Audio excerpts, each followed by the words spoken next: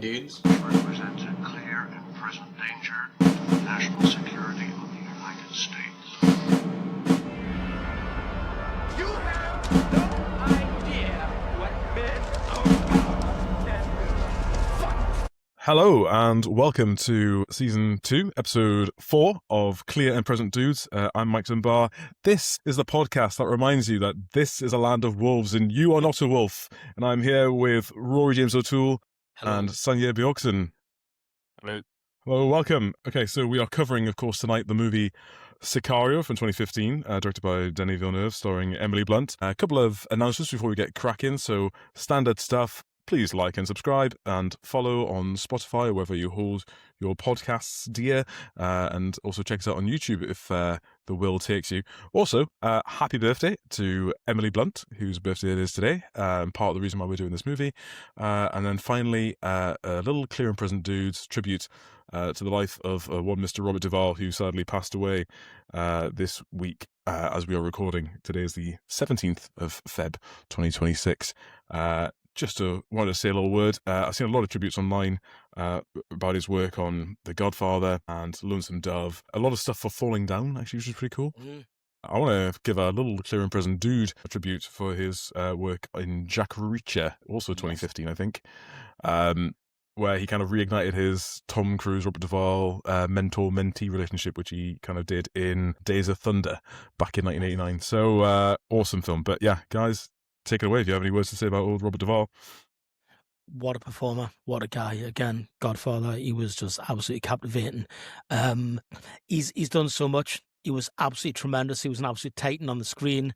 His performance in Apocalypse Now was just on the cusp of unhinged yet believable as a really, really lethal warfighter, right? You know? Loved it. How many Oscars did the guy get? He got Best Actor. He got the British Academy of Film Award, 2 Primetime Emmys, 4 Golden Globes, a Screen Actors Guild Award, and he was nominated for fucking tons.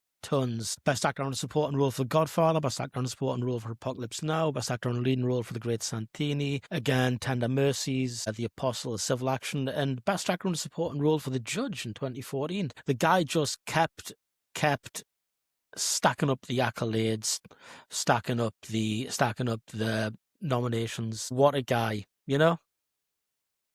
Yeah, wonderful. Also got the National Defence Service Medal and was a private first class in the US Army. That's right, so, a Clear and Present Dude all over. Died at the ripe old age of 95. We'll be covering some of his films almost certainly in the near future.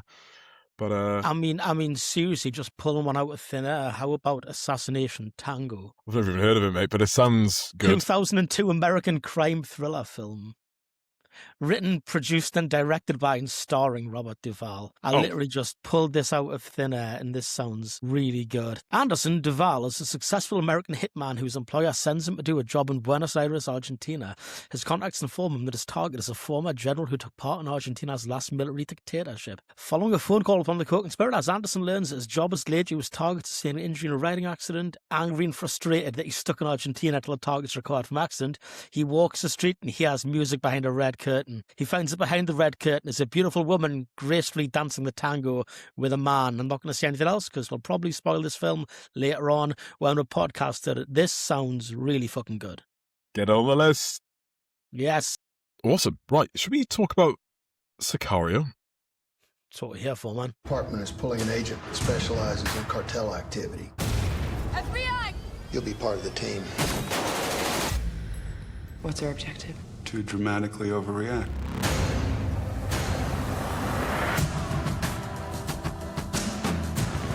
You're not American. Who do you work for now? I go where I'm sent. Welcome to Hawaii. Yes, Sicario is the 2015 American action crime thriller film directed by Denis Villeneuve, written by Taylor Sheridan. Oh, that's Taylor Sheridan of Yellowstone, Landman, Tulsa Kings, all that stuff. Starring Emily Blunt, Benicio del Toro, Josh Brolin, and Daniel Kaluuya as well. Right, I'm going to deviate from the Wikipedia summary here. The film follows a principled FBI special agent. There is very little evidence of her being principled in the film. who was enlisted by a government task force to bring down a leader of a powerful and brutal Mexican drug cartel. Sicario received praise for its cast, performances, writing, direction, musical score, and cinematography. Something we're going to touch upon quite a lot on this is Roger Deakins as the cinematographer on this film. He is god tier cinematographer. On the seventh day, God said, "Let there be light," and Roger Deakins said, "Wait on my cue."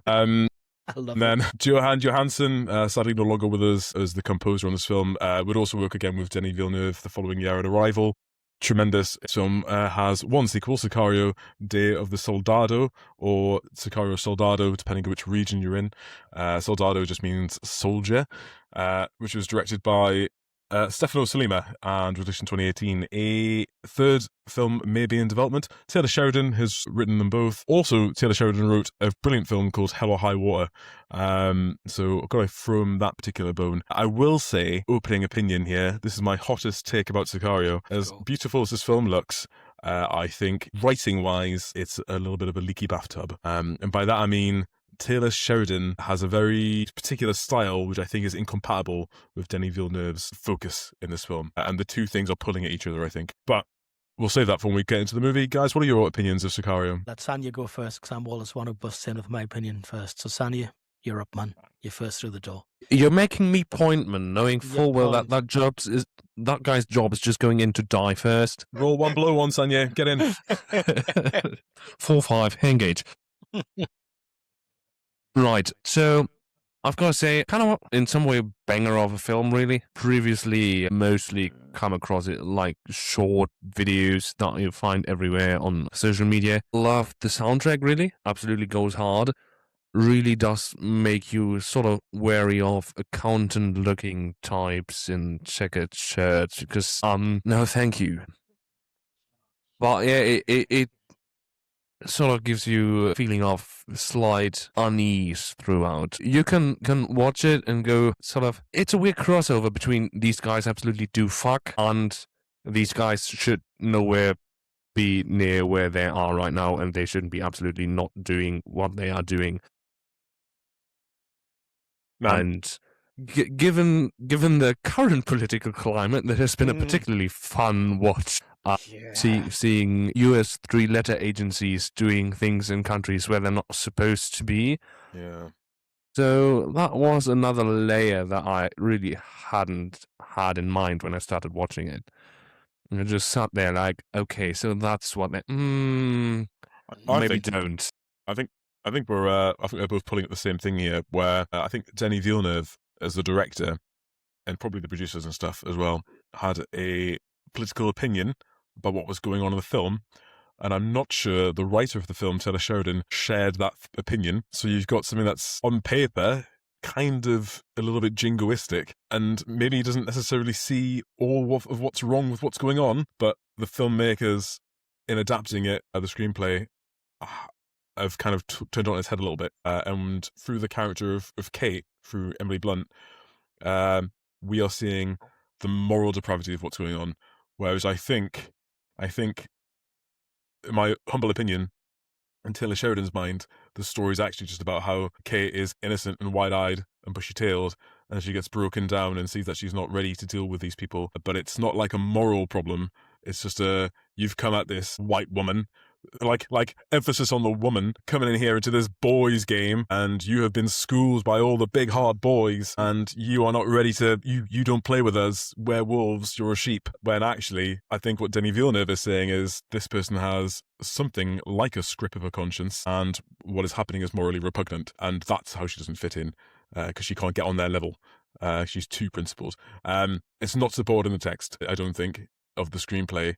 But that's the conflict I'm sensing between, like, the friction between what Denis Villeneuve wants to make as a director of film and what Taylor Sheridan has put on the page as a guy who likes writing films about cunts. Writing films about cunts is actually a fantastic line. I'm glad that you were the first one to throw a really bad swear word into the mix tonight, Mike. Thank you so much.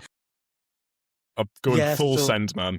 Full send, grip it and rip it. So I've just seen now Taylor Sheridan referred was the anti-woke king of Hollywood by Commentary magazine, and I'm not going to bother reading this article because it's big and I wasn't paid to read. In fact, I wasn't paid anything at all for this show.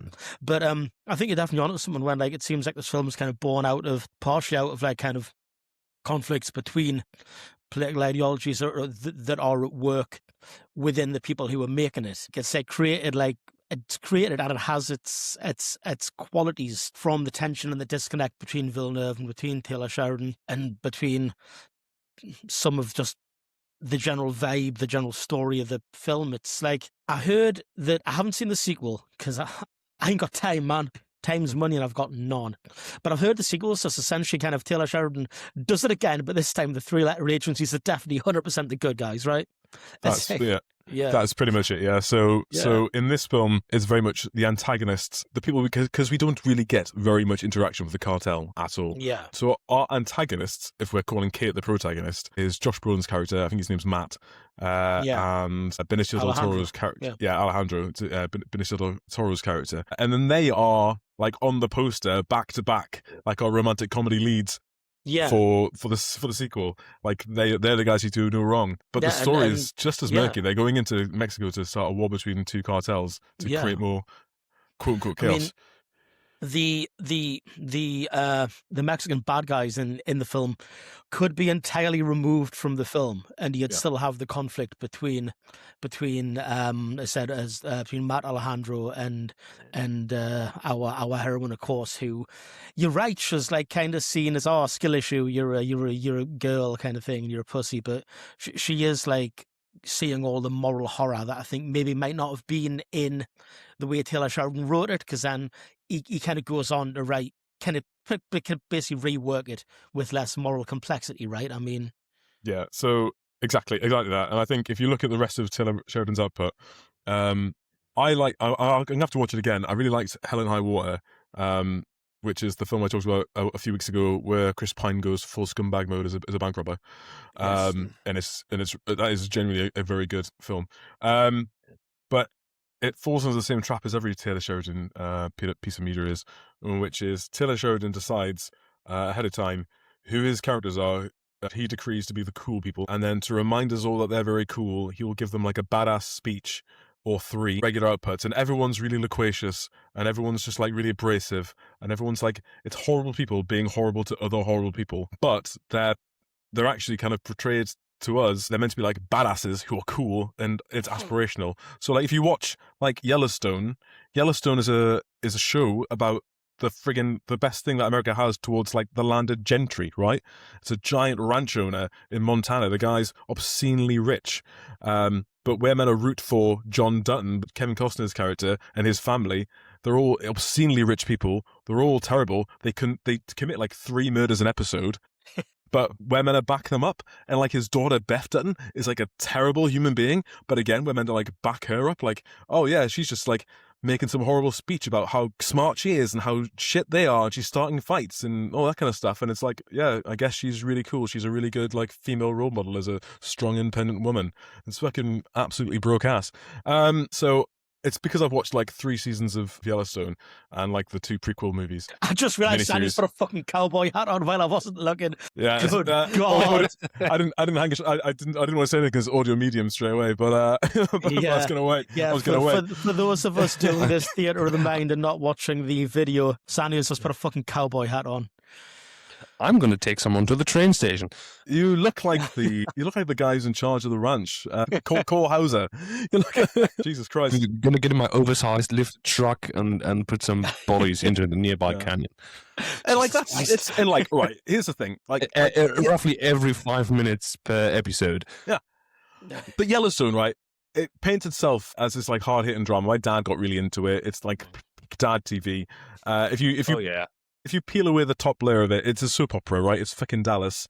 It's not like a hard-hitting drama where we actually get to the core of important philosophical issues of our time. It's just rich people messing around and look at the big ranch, look at the mountains. How cool. It's Downton Abbey for rednecks. It's Downton Abbey for rednecks. Yeah, perfect. Absolutely ideal. So that's So I take that as like my entry point to Sicario now, and I think that's what's the big difference is from when I first watched the movie in 2015, when I was kind of like similar to like other films that Roger Deakins has shot, bowled over by the imagery, bowled over by the soundtrack, bowled over by the direction and the editing. And it has to be said, there are sequences in this film that are electrifying. Like, if you were looking at it as a pure like thriller movie action head, there's some top tier stuff here.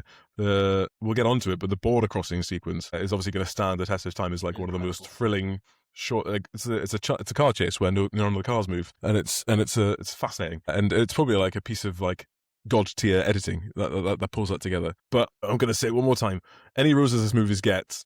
They don't belong to Taylor Sheridan, who probably wrote a screenplay that tries his very best to make this into a bad film. Though what's really funny is that Taylor Sheridan has actually gone on record in saying that the amount of expositional dialogue he read for television as an actor caused him to form "quote unquote" an allergy to exposition in his writing. It doesn't sound like it, has it? Calling bullshit on that. One bit of trivia I did read about this movie was that Denis Villeneuve and Benicio del Toro together removed about 90% of Alejandro's dialogue because most of it was exposition that eroded the mystery of the character. It really does work very well because I can imagine, right, in the first script before Denis Villeneuve got the knives out for it, I'd be like, "Hello, my name's Alejandro. I used to be a lawyer. The cartels cut my wife's head off and threw my daughter in a vat of acid." And it's like, that revelation's powerful when it comes at the end of the film, but you can just tell the revelation would have been much earlier, like probably on that private plane when they're flying out. Exactly what I was thinking. You'd be like, she would have been like, "What's your specialty?" And then he would have been like, "Have you ever heard of a Medellin?" Or Medellin, and it's like it's a guy who brings order out of the chaos. And she'd be like, "You're not American, are you?" And he'd go, "No, I'm Colombian." And then I'd be like, "Oh, right, fuck me." Yeah. Yeah. And then he'd like, "And look, here is my daughter. And here's another picture of her going into the vat of acid." Yeah. He has live leak. He has a video of my wife being decapitated by the cartels. So we're at the point in the podcast already where I'm angry about something that hasn't happened, which is invalidating my previous argument, which was perfectly justified. Yeah. So we're just going to sit here making up a guy to get angry at. Yeah. Right. Plot synopsis. Yes. There are images from this film I want to talk about, and to do that, we have to get through our meat and potatoes. In Chandler, Arizona, FBI Special Agents Kate Mesa, that's Emily Blunt, and Reggie Wayne, that's Daniel Kaluuya, lead a raid on a Sonora cartel safe house where they discover dozens of decaying corpses hidden in the walls. Outside, an explosive booby trap kills 2 police officers, and then following the raid, Kate is recommended for and joins a joint task force overseen by spoiler. We'll stop there. So, I'm a big believer in having read exactly 2 screenwriting books. That your opening image of your movie and your closing image of your movie should be in conversation with each other. And we'll cover that when we get to it, but the opening image of this movie is like a shot of residential suburb outside of Chandler, Arizona. Little boxes on the hillside, little boxes made of ticky-tack, and cresting the hill is like a bunch of tactical FBI agents all wearing their tactical gear, carrying rifles or whatever it's rifles. And as they swarm over and enter this residential neighborhood, organized assaults by a bunch of people working as a team, all wearing their rig, all carrying their weapons and their protection. Emboldened they are by their crusade as the government doing quote unquote the right thing. Then we see a guy inside one of the houses watching TV, and a ram raid occurs where like an APC smashes through. Yeah, literally through the drywall and starts a bit of CQB. I'm going to hand it to you, Rory. That's your fucking dynamic entry right there. Like, that's absolutely class. Just reversing an M-Rap at full speed with the doors open through the drywall is incredibly cool. It makes for a brilliant opening sequence. It's an excellent movie CQB sequence. I love how like straight away they're suppressing with flashbangs straight away, as well as like through. It's like a shock. It's like shock, or it's like fucking violence of action. You know, if Brian De Palma had written this, Emily Blunt would have yelled, "Let's do some good!" right before the APC smashed in the wall. Let's do some good fucking hell. Yeah. It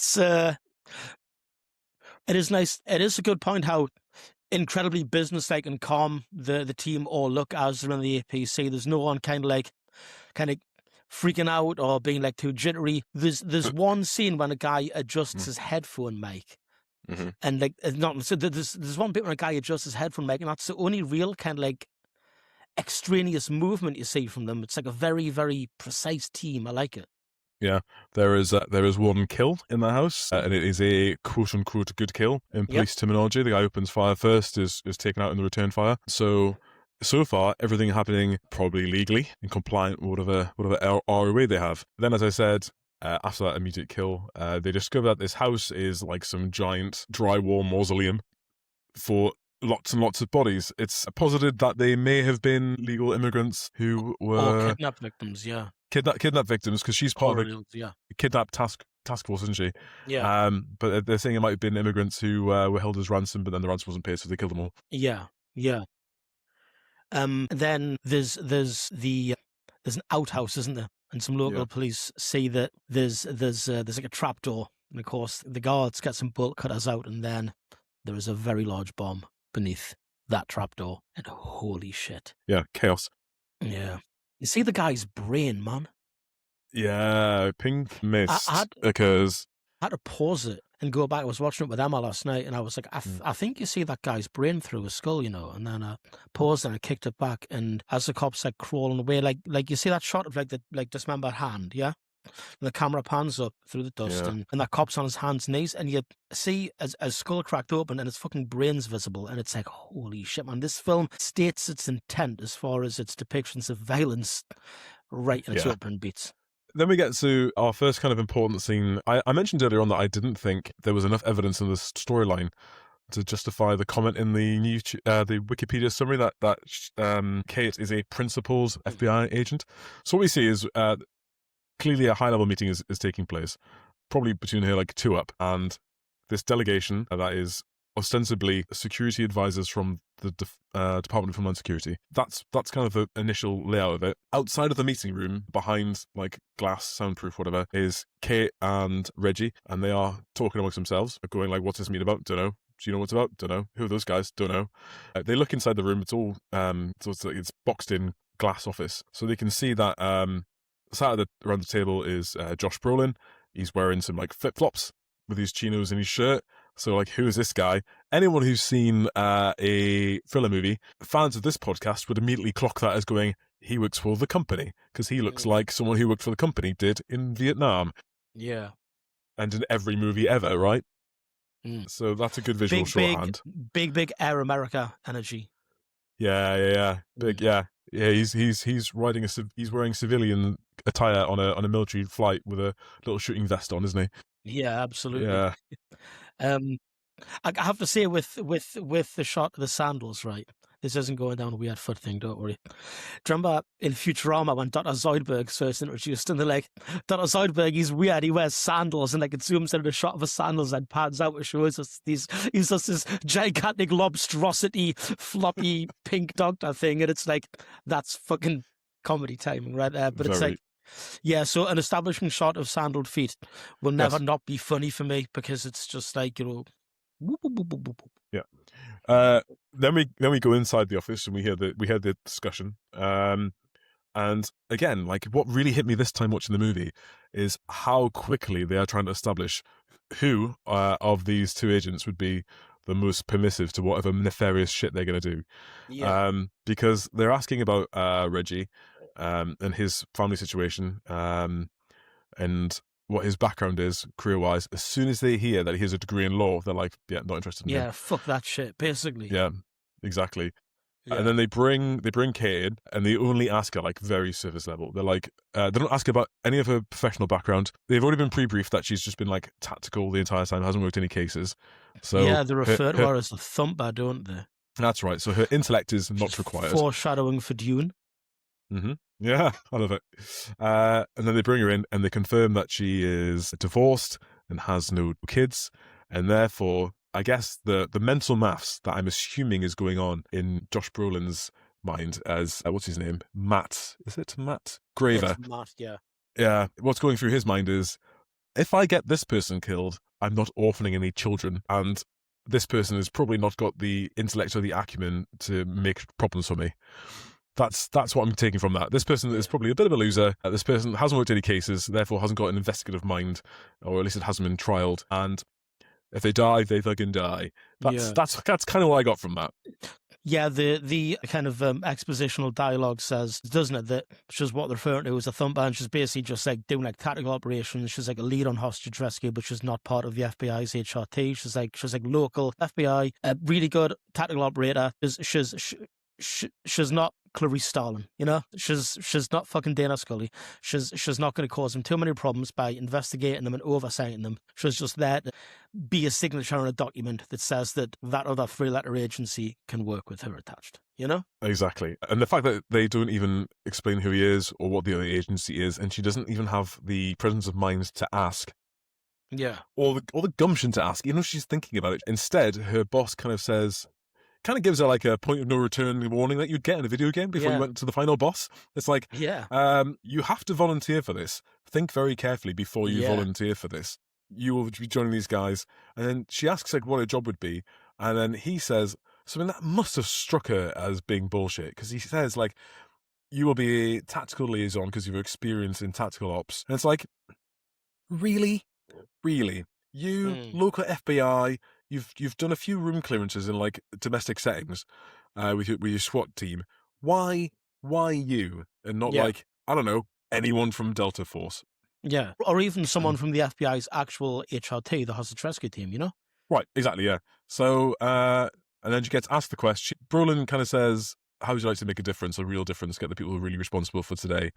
And she's like, oh yeah, well, if I help you, will we be able to stop today from happening? And then it's the affirmative on that she goes, yeah, I'll volunteer. There's actually nothing in the text really at this minute to say that she's super principled. It's just that she's a cop and she saw other cops get killed today. Yeah. Is this not just revenge? Yeah, she's not on like a crusade, is she? She's just seeing a bunch of people get turned into pink fucking mist. She's seen a guy crawl around with a hole in his skull and his brain visible. Spoiler, probably not an injury compatible with life in the long term. So she's had a very, very bad one, and now she's been volunteered to volunteer to do this. And it's like, so I don't think it's through principles. I think it's because it's kind of shock of contact with what's happened. Jump in and she's like, well, fucking okay, I guess. Yeah. You know?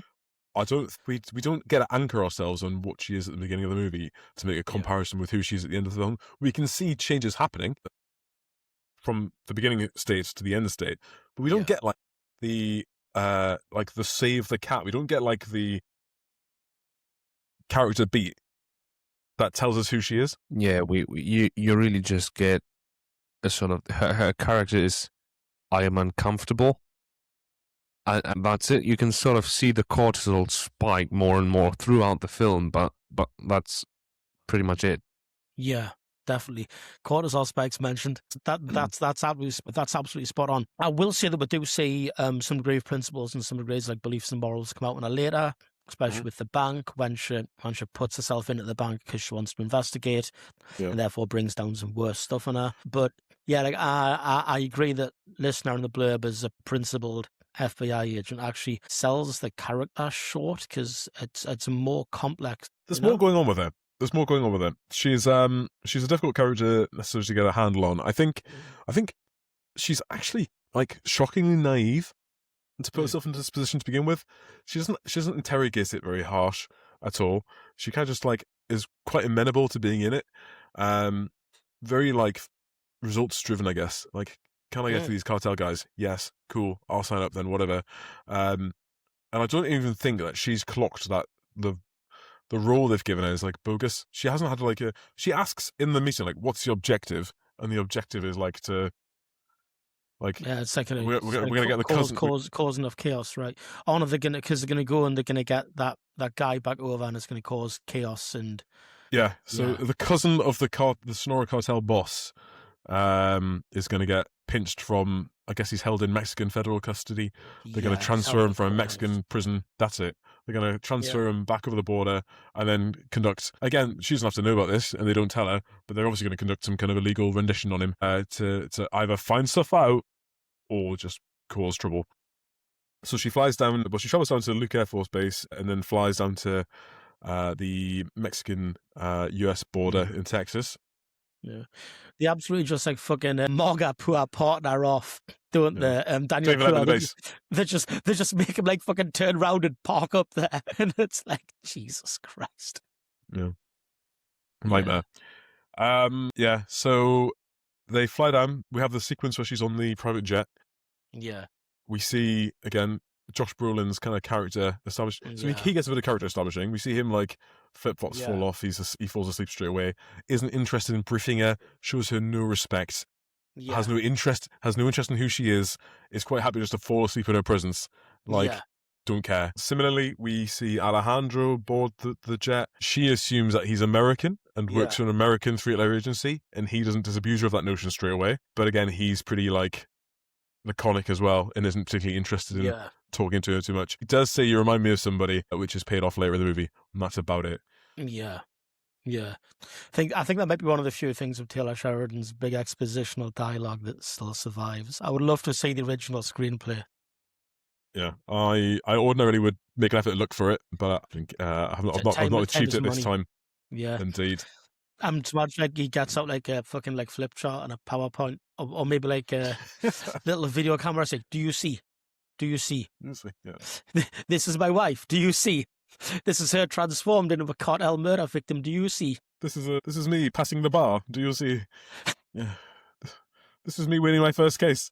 I was gonna say, like, shows like a super cut of like all the cases he won against the cartels. Yeah. And there's like a slow motion video of him that like he filmed himself as he's going home to see his wife and daughter. Because he did it every day, but this time it turns out wrong, and his like Super 8 film drops to the ground, and his briefcase drops out of his hand. Yeah, we're getting to it. There's a mission brief that takes place. We get a bit of an introduction to like who is in this operation. There are Delta Force there. Mm-hmm. There are US Marshals. Everyone is tooled up. Everyone has long beards. No one's wearing regulation military attire. Yeah. Therefore, everyone is an SF operator. Surely, and she looks around, she clocks it all, and she must have the moment where she goes, I am not the tactical liaison expert here. I am just a guy with a badge. And she still doesn't put it together yet. That's what really annoys me, is that you see her having the thought process, and she knows something's hinky, but we don't get, like, the thought that she's had completed for like another hour.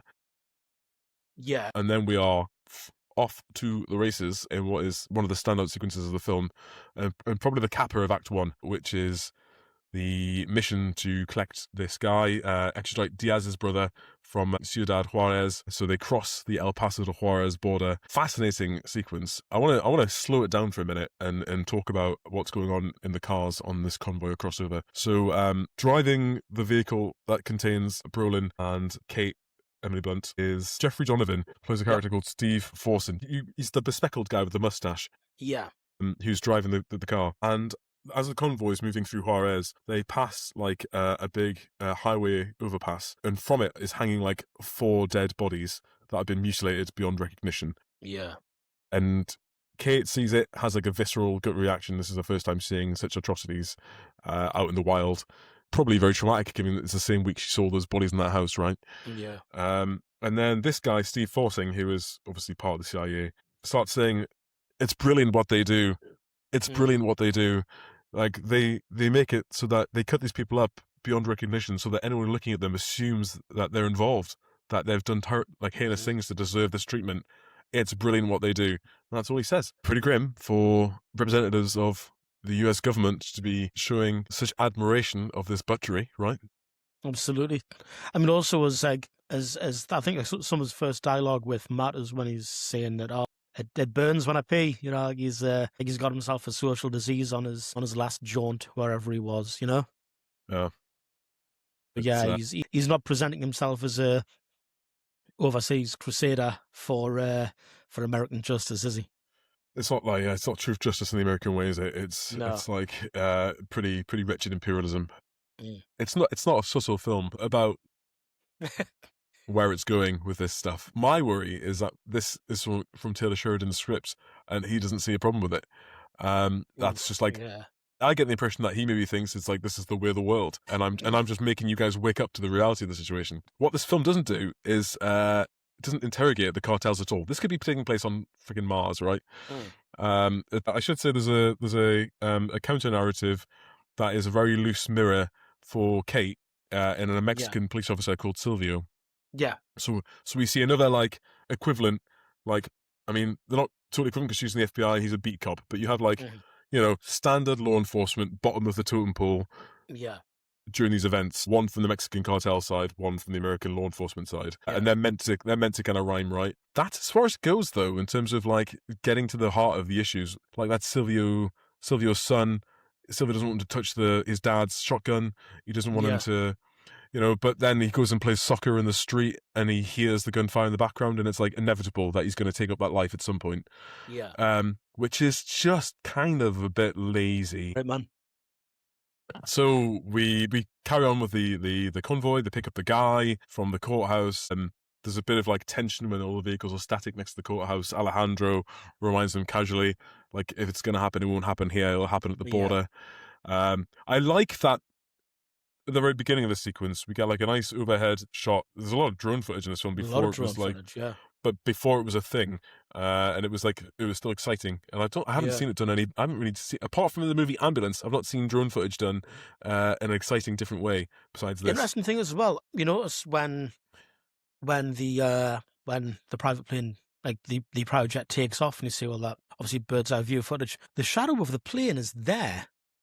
So I wonder if it's drone footage with the shadow added in post. It probably would be, wouldn't it, with its general like kind of stability, or would it be shot from an actual plane? I mean, how hard was Denis Villeneuve going to go on this? Denis Villeneuve he goes incredibly hard. I mean, they built a new fucking border crossing to film in, so yeah. Yeah, if you look at like even his smaller budget movies, like Enemy, has an incredible effect shot involving spoilers, a giant spider. You wouldn't see it coming if you'd seen the movie. It's also got Jake Gyllenhaal and Jake Gyllenhaal as twins. Man, that sounds so freaking good. Yeah, man. That sounds so good. Yeah. If you think about the effect shots that he's then gone on to apply in Arrival, in June Part 2. Yeah. Like, there's no one making like these great big blockbuster action sequences in such like a believable way that he's doing. If you look at like the Marvel kind of slop that's pumping out at an insane rate, and like the effect shots on them, a lot of them are fine, but they're not like mind blowing. And then if you look at like, think of June 2021, the sequence where they're under the ambush from the Harkonnens and they run out, and all their gunships are all just getting blown up in front of them in the night sky, and it's lighting everything up. That's incredible, man. That looks so good. Yeah. So I wouldn't be surprised if that's a very simple. I say very simple, obviously very, very difficult to do, putting of a shadow on. Yeah. To lend it like weight and physicality. Yeah. Cool. As I was going to say, sorry, you mentioned it. They created a new border crossing for the purpose of the movie. Yeah. You get the incredible setup, which is the US to Mexico crossing is completely cleared out, and they zip through, no issues. You see early foreshadowing of the incredible tailback on the Mexico to US side. And they haven't even bothered to like close a lane or anything. Yeah. They just left it to be the complete clusterfuck that it's going to be in a bit. I'm amazed that they just, and I don't know if is there a commentary there? Is there like a bit? Yeah, on the return, they say something along the lines of the waving vehicles through to kind of clear space. But then when they're returning with the guy they've taken from the courthouse heading back to the border, and you start to see the drone footage, you see there's been a breakdown. There's a vehicle pulled over, kind of a crooked to one side with steam coming up from its bonnet. So there's been something broken down, and that's kind of caused like a bit of a hitch in it. So that's why they run into this problem, you know. Yeah, I thought it had a bit of a sense of like complacency about it, like American kind of complacency. Like, we don't give a fuck. We'll do it. We're not going to prepare because we've got unlimited resources to throw at everything. Who cares? That's the kind of vibe I get. Like, if you've got a shit ton of material, why bother preparing and closing a lane in preparation for it and stuff? We'll be fine. We'll just barrel on through. Like, it's arrogant is what it is. Anyway, so they get to the crossing. The crossing is a gridlock, and then we have this like amazing tense moment where we are. So it's like we're in the car. We're looking at all the other cars, and we're picking up the same things. There's like all the cars with all guys in them. The cars with guys are all heavily tattooed. The guys, is that someone holding a weapon there? Yeah, right. and like they're confirming the ROE at that point. Like it's Like it's Yeah. still looking like kind of like they're governed by at least some kind of rules, the ROA. It's like you don't fire unless you're fired upon kind of thing. And again, this film does tension really well. This film's essentially one massive, gigantic tension ritual. Yeah. And the tension of this scene is absolutely amazing. I'll probably pop off about it later as well when I talk about weapons handling and stuff in the film, because I've got a lot of research about guns and shit in this movie. Cool. But it's incredibly good. I won't go too deep into it then. I will say there's a narrative economy or a narrative effect applied by them having that ROE discussion while in situ in the scene. So Yeah. I get it, because it brings more tension, because it's like, oh, they're talking about what happens when they start shooting. There's going to be some shooting then. Yeah. I like that. Obviously, there would be like a reminder of the ROE. Someone probably wouldn't ask the question, but someone else would. Or maybe they would if they weren't sure. Yeah, this kind of stuff happens. Yeah. It's interesting that we never get the ROE briefed in the actual mission brief prior. Yeah, that's right. And later in the film, there's another similar situation where there's a detailed mission brief happening, and there is no ROE briefed during that. And the subject of ROE is broached and then waves off during that. Yeah. Quality of briefings in this film are diabolical. Mm. Yeah, really bad briefings. As a guy who goes around assessing people's mission briefs for a living, really, really bad briefs. Are I've seen they some terrible feeling briefs. bossed? Are these guys all going to feel bossed, Mike? Yeah, not on my war canoe. Josh Brolin gets on my war canoe with hair like that, hair like a party. He can can't do that anymore. The hair regulations have completely opened up. It's ridiculous. Anyway, You guys are getting hair to regulate. Yeah, but yeah, so it's just an incredible. It obviously becomes an amazing shootout scene. You just see again fantastic violence of action, weapons handling. It's exciting. It's thrilling, and it ends with Benicio del Toro doing the masculine urge to sit open boot of a hatchback and be exfiltrated as it drives away. yeah, go, pat, pat, pat, pat. Yeah, Just like standing in the boot with your legs hanging out with your fucking MP5, like, yay! This is very what cool. dreams are made of. Yeah, brilliant. I love it. There's a payoff to a set of thing from Alejandro as well, who he mentions to Kate as they're doing the approach that you can't always trust the state police, and then lo and behold, when the ambush takes place, the low-level cartel hitmen are dispatched pretty quickly between the combined CIA, whoever else there. But spying in the rearview mirror of the car, Kate spots a federal agent point his gun at her head, and she has to turn and shoot the guy through the window and kills a guy. Yeah. And she has a pretty good visceral reaction. She shoots him and then drops an F-bomb. She's like, what the fuck? What are we doing here? Good concern, Kate. Very good concern. Situational awareness. Great, yeah, absolutely. I would say good question, well asked. Probably raise it at a more appropriate time after this is all over. But yeah, she does that, kills a federal police officer in sort of self-defense, is visibly horrified, and then they return to the US, where Alejandro and Matt have this guy, Guillermo, in a little dodgy dark room of rendition. At this point, the narrative splinters off a little bit, so the film could have followed Kate the whole way. But we get a bit of an insight into what's going on with this Guillermo guy.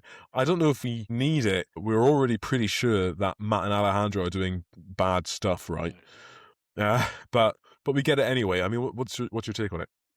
So we got that before it gets into the horrific torture sequence, we do get that bit when that Mexican guy, who's either a Mexican high-level law enforcement or someone from the legal system, like a judge or a prosecutor or something, has a chat with Alejandro, and Alejandro was very much like, oh, you don't want to be in there, man, because if you're not in there, you can just see you didn't see what happened. He's got that big fuck-off bottle of water from the water dispenser, and it's like, it is deeply uncomfortable to see Alejandro just push his crotch into the guy's face, right? Yeah, that's grim. That is really uncomfortable watching. Yeah, big. I mean, it's just again, I don't know if Taylor Sheridan thought that was cool or not. That's the question I'm always asking myself watching this film. Is I know Denis Villeneuve doesn't think it's cool. I think he knows it's monstrous. Yeah, I think Taylor Sheridan think it's actually genuinely quite cool. I mean, I don't know much of Taylor Sheridan's work. I'll put my hands up right there, but I mean, yeah. So whether he thinks it's cool or not, the way it's shown in moving pictures and lights and sound, it's fucking horrible. I like to witness. I like that Denis Villeneuve shows a bit of restraint here. A lesser filmmaker would have shown us the waterboarding, right? At Yeah. least or at least the commencement of the waterboarding. Waterboarding is really friggin' horrific, and it's awful, awful, awful. I'm not even going to say butt after because it is a fucking horrible thing. The film also has more bloody gore in it, and I think they're trying like kind of keep like the visual shock of these horrible gory deaths and tortures and stuff, and you can just work out in your mind what's happening to him, because obviously 2015 at this point, waterboarding is something that's been in the public eye for quite some time. It's very understood. This is a really horrendous thing. So the film is leaving its real shock and fucking awe for the gruesome, brutal, violent scenes and like the family destruction later on and stuff. You know, The film is ostensibly it's set against the backdrop of the war on drugs, right? Yeah. But it's also probably a bit of a commentary on the global war on terror, I think. In the sense that waterboarding comes up as a subject, and rendition comes up as a subject, something that was very much in the public consciousness, as you say, with Guantanamo Bay, 10 or so years prior, Abu Ghraib. These are images that people know about. So crimes committed by, let's say, law enforcement or the military against people with brown skin is something that we are familiar with, and I think it's something that's probably not lost on French Canadian director Denis Villeneuve. There, like picking up like Guillermo and stuff as well. It's the idea that like they're trying to create, aren't they? Trying to create enough tension and unease inside the cartel's operating systems that they're gonna have to recall the guy they've got in the States back over. Manuel Diaz, I think his name is. Yeah, which is why they then kind of do their operation to stop us, to stop us kind of money train, to stop this money laundered thing that's going on, because they know this is what's going to cause the cartel on top of all this thing to kind of bring them back, So and then they've got the fucking stalking horse that can follow in, and then Alejandro can do what Alejandro does best. Yeah. So before we make the shuttle over to Tucson, we get a shot from what's Kate doing at this time, and she's hanging around with the rest of them, tabbing up outside. One of the large operator guys says, "Hey, you, come with me. I want to show you something cool." Yeah, I'd like fireworks. Yeah, you like fireworks. And they climb on top of the building and look over the border into Mexico, into Juarez, and they see like the absolute chaos that has been brought about by the decapitating the head of the local cartel. So if she wasn't already horrified by the violence she's seen today, she's like horrified now that like I've just been part of an operation that has made like war hit the streets of Juarez that I can see. And it's like tracer fire and explosions and like all the little police lights trying to like swarm around it. It's a great image. It really is. Horrifying, but it's a great image, The way the scene's shot as well, you almost like feel that kind of like high desert cold kind of thing in the way it's shot. It's like, again, it's just beautifully shot. It's expansive. Yeah. There's this kind of cooled both in demeanor and in temperature feeling to it in like the visuals that are presented, and the gunfire is so distant that like you don't feel it, like you don't take it as like a visceral kind of thing, but you see this is beautiful yet fucking awful, because you can understand what's going on. And it's like it's so close to civilization, yet so far away, separated by just like an arbitrary border and fences and stuff. And like they've like kind of set things and happen, and now they're sitting back and watching it, and it's just uncanny and eerie at times. It's brilliant. A moment of calm watching absolute horror unleashed on the streets of a city, basically. They get some incredible images during this. So I often decry the Netflixification of films that we see nowadays. And one of the things I hate the most is the very shallow depth of field that has become like in vogue now. It allows the filmmaker, it's a bit of a crutch that allows the filmmaker not to worry about too much what's in the back of the frame, because they can just make it blurry. So you don't have to care too much about what's in the back of the frame anymore. This film neatly avoids that. And is not afraid to have visual detail in the background as well as the foreground. And in that sequence, there's a beautiful shot where it's wide. They're walking right to left to the edge of the roof where they're going to watch the explosions happening. Incredible sky behind them, like just an incredibly beautiful, like tumultuous, like clouds. It's night, but there's all these beautiful clouds, and there's like you can see like a storm. You can see literally an actual storm brewing in them. Like Yeah, that's so dark, fucking cool. darkened seeds of clouds around these billows of white, just like a.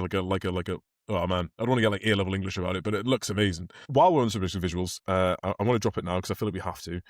Has anyone noticed the costuming of the movie? How at the very beginning of the film, after the initial raid, the first time we see her in civvies, Kate is wearing a blue t-shirt, and then as the film progresses on, it'll be turned into a grey t-shirt, then it'll turn to a pale grey t-shirt by the end. Have you noticed that? Yeah, yeah. It's like the lifeblood of her is bleeding out and the colour is fading. Just a nice visual touch that they didn't have to do, but they did, and it looks cool. No, definitely, man. It's brilliant. She's just been like worn away by the whole thing, you know? Yeah.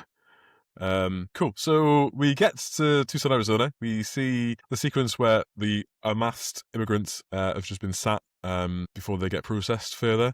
Pretty grim.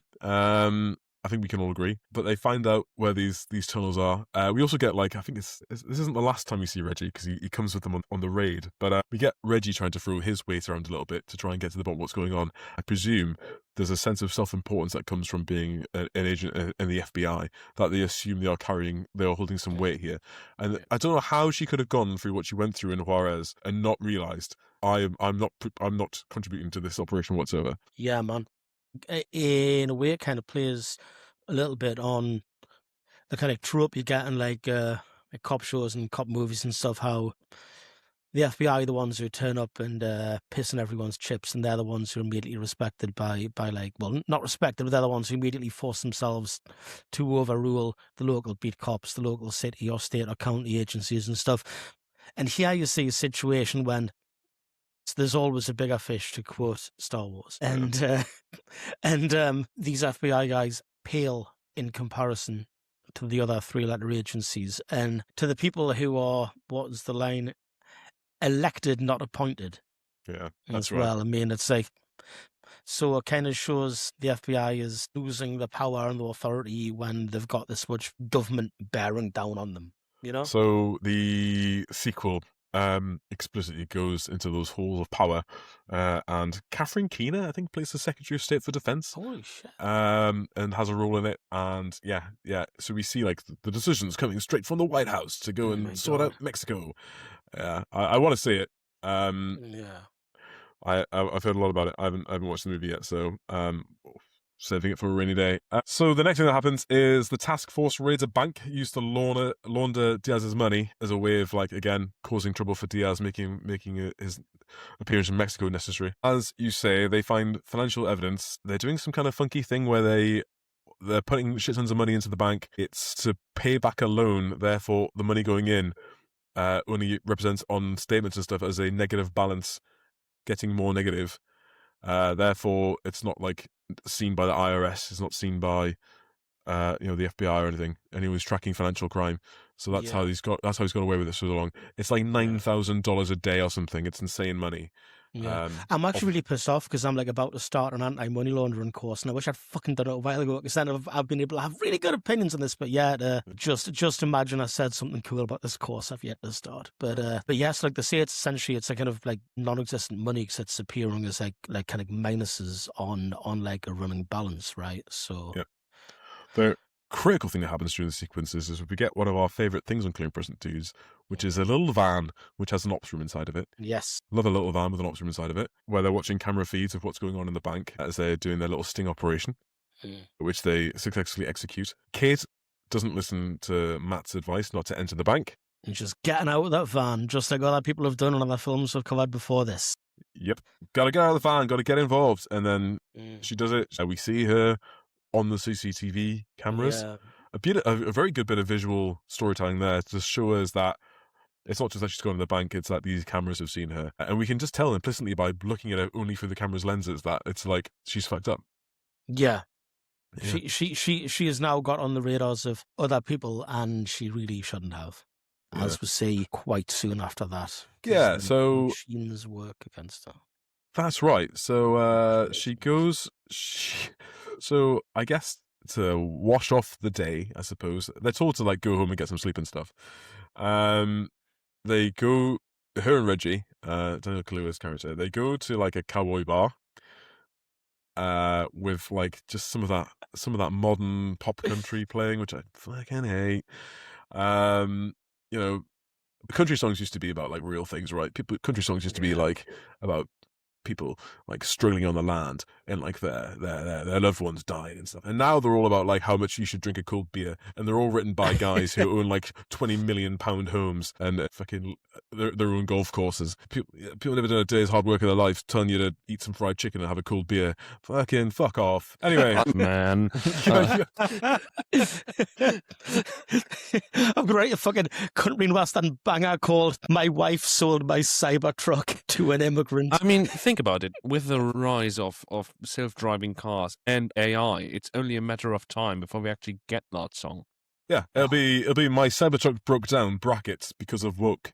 Because of what? All these purple-haired liberals broke my Cybertruck. These purple-haired pangender liberals really don't give a fuck about my all-American, not South African Cybertruck. I love Jesus and guns, and Jesus' specific gun, which is visible in the Turin Shroud if you look really carefully. He was appendix carrying in 1911. Right, cool. That took a turn. Anyway. So they go to this bar, and man, what a jump scare! Jon Bernthal, Punisher jump scare! Jon Bernthal jump scare. Whoa! Didn't know I was dealing with Super Cop. Oh shit! Fucking Shane from The Walking Dead. Fucking Wayne Jenkins from We in This Town. Fucking Jon Bernthal, the Punisher. Fucking a guy who exists only to be a fuck up in everything he's in. I love him. How does he do it? How does he find that energy to be the same? He's the same character in everything. He's hyper masculine guy who's fucked up. Hashtag our guy. Hashtag oh my god. He's very much our guy, and I've got a lot of love for the dude. Yeah, I love him too. I think he's brilliant. He's perfectly cast in this because he's yet another instrument of law that is engineered against Kate, and his vibes are off immediately. And I don't know if that's just because we all know who Jon Bernthal is, but that vibes off, always vibes off. I mean, a thing that I would need to mention about Kate at this point is like, although it's like, Kate, you're a fucking busted femcel with an ancient bra. No one's gonna want to make you into a trad wife, Kate. But as my wife pointed out, Emily Blunt's really fucking pretty, and she's really fucking pretty in this film. And like, he like homes the fuck straight in, right? And it's like, yeah, they didn't do enough to ugly her up. They could have made her face greasier. They could have made her hair greasier. They could have like really like skeezed her up a bit, couldn't they? I mean, not even making her look gross or anything, which was, I'm thinking like more of like going like the full-on femcel route. So like, he takes her home and they go into the bedroom and they start fooling around, but then like he looks down and he's found like a half-eaten 3D-old pizza inside her bed sheets, and the leftover remains of a Taco Bell Gordito. yeah, the room just smells of like 4 different kinds of fast food over like a week. He looks over, there's like a gaming rig with 3 screens. One of them's on Reddit, one of them's on 4chan, one of them has just got like a loop of just like fan made man-on-man Supernatural, the TV series, Winchester Horse Incest. Girl. This is what this is like, Horse Girl. No, it's a femcel, they're a different thing. Horse girls fuck, femcels don't.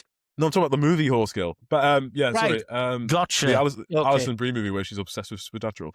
Oh my god, holy shit, they made a movie of people who... I love it. Fucking brilliant movie. In the middle of the floor, she's got like an upended copy of The Fountainhead. She's got like a... Fuck, like fucking the Punisher trips over like just like a pile of individual Punisher? I'm calling him the Punisher. I'm going, yeah, he's the Punisher. He fucking trips over like individual signed copies of Atlas Shrugged that are just like in like a little pile. There's like 45 squishmallows on the bed. She just sleeps on top of them. It's the least comfortable thing in the world. I'm aware there's a squishmallow behind me, by the way. I don't give a fuck. I love it. All of her clothes are piled over one chair because in her wardrobe is just one giant Star Wars porg.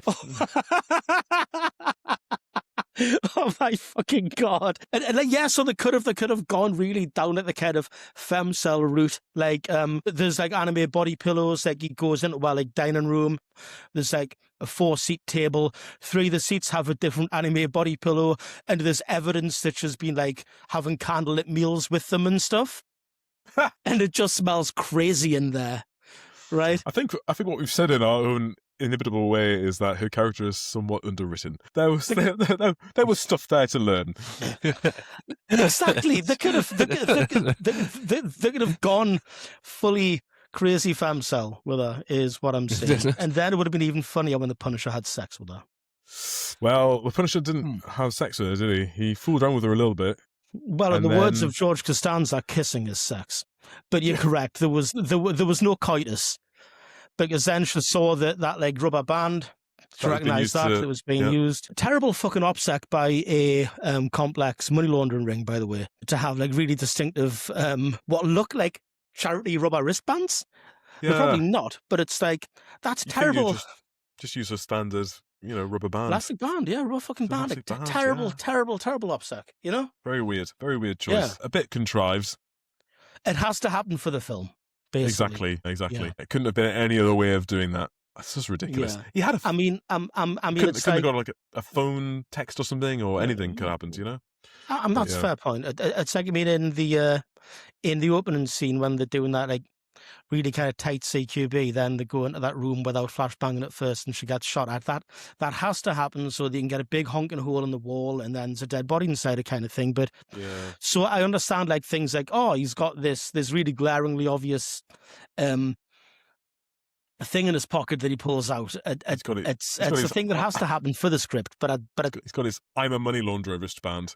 It's like, live strong and also launder money. Yeah. It's like, it's got here. This one's my helpful heroes one, and this is my organized crime one, and on this one is my counter awareness. What would Jesus do? Bracket launder money is the answer to that. Change money. Damn, son, we get a New Testament in here, bars. I don't know. I was doing with Super Cop. So. Fucking hell, that's good. You're going away for a long time, man. Come on, can you go away for a long time, buddy? Yeah. So he viciously attacks her. Yeah. And then, just as you think her life is about to end, Alejandro appears, and presumably off screen, we don't see it, beats the fuck out of him. Yeah. And it turned out that all along it was a sting operation to track down this one guy, and we used Kate as bait, or as Josh Brolin mansplains to her, she used herself as bait by walking in front of a CCTV camera. It's pretty grim. Yeah. Because Brolin could have fucking stopped her, right? I mean, Brolin could have stopped her going in. He could have put hands on her. He could have said, no, fucking literally don't do this. He could have explained it further, but he didn't. And then he comes mansplaining to her, like, that means man-explaining. And, sorry. I was condescending. That's when I talk down to you. Yeah. That's... People have got to listen really fucking close to this episode so it don't get cancelled, all right? Yeah. We are mocking these people. We are not agreeing with shit. Yeah, it's fucked up. It's fucked up. And then we get a great scene in, I guess, one of their cars with a heavily beaten Jon Bernthal in the back seat. And then we get what I can only describe as the most violent wet willy I've ever seen from Benicio del Toro. Just wets it, sticks a finger in his ear to the point where it causes him physical discomfort. It's like, oh man! No! Like, what's he going to do next? Like, give him a nuggie? An atomic wedgie? Give him a fucking Chinese bird or something. A Chinese bird! He's uncuff him, take his hands, and give him a game of peanuts. That's a very British reference to people of our particular generation. Sorry, Americans and people from other nations that don't have peanuts. The game, not peanuts, the food. You've got the food, but the game's different. Brilliant. So we find out that, of course, Jon Bernthal's very, very junior in the organisation, just a dirty cop, got in way over his head. Josh Brolin threatens the life of his ex-wife by threatening to dox her. Yeah. And his daughter, Yeah, straight up, I'm going to post their details on the internet. Yeah. Fucked up, man. Yeah. It's like, not even we're going to send the boys round. We're just going to like do like a fucking post on like 4chan or whatever. Like, hey, girls, by the way. What I have yet to decide on this film, but I guess it's answered by the fact there's a sequel where they're portrayed as the good guys. I guess in terms of like writing it, they presume that all this, let's call it the squeeze, is worth all the juice, right?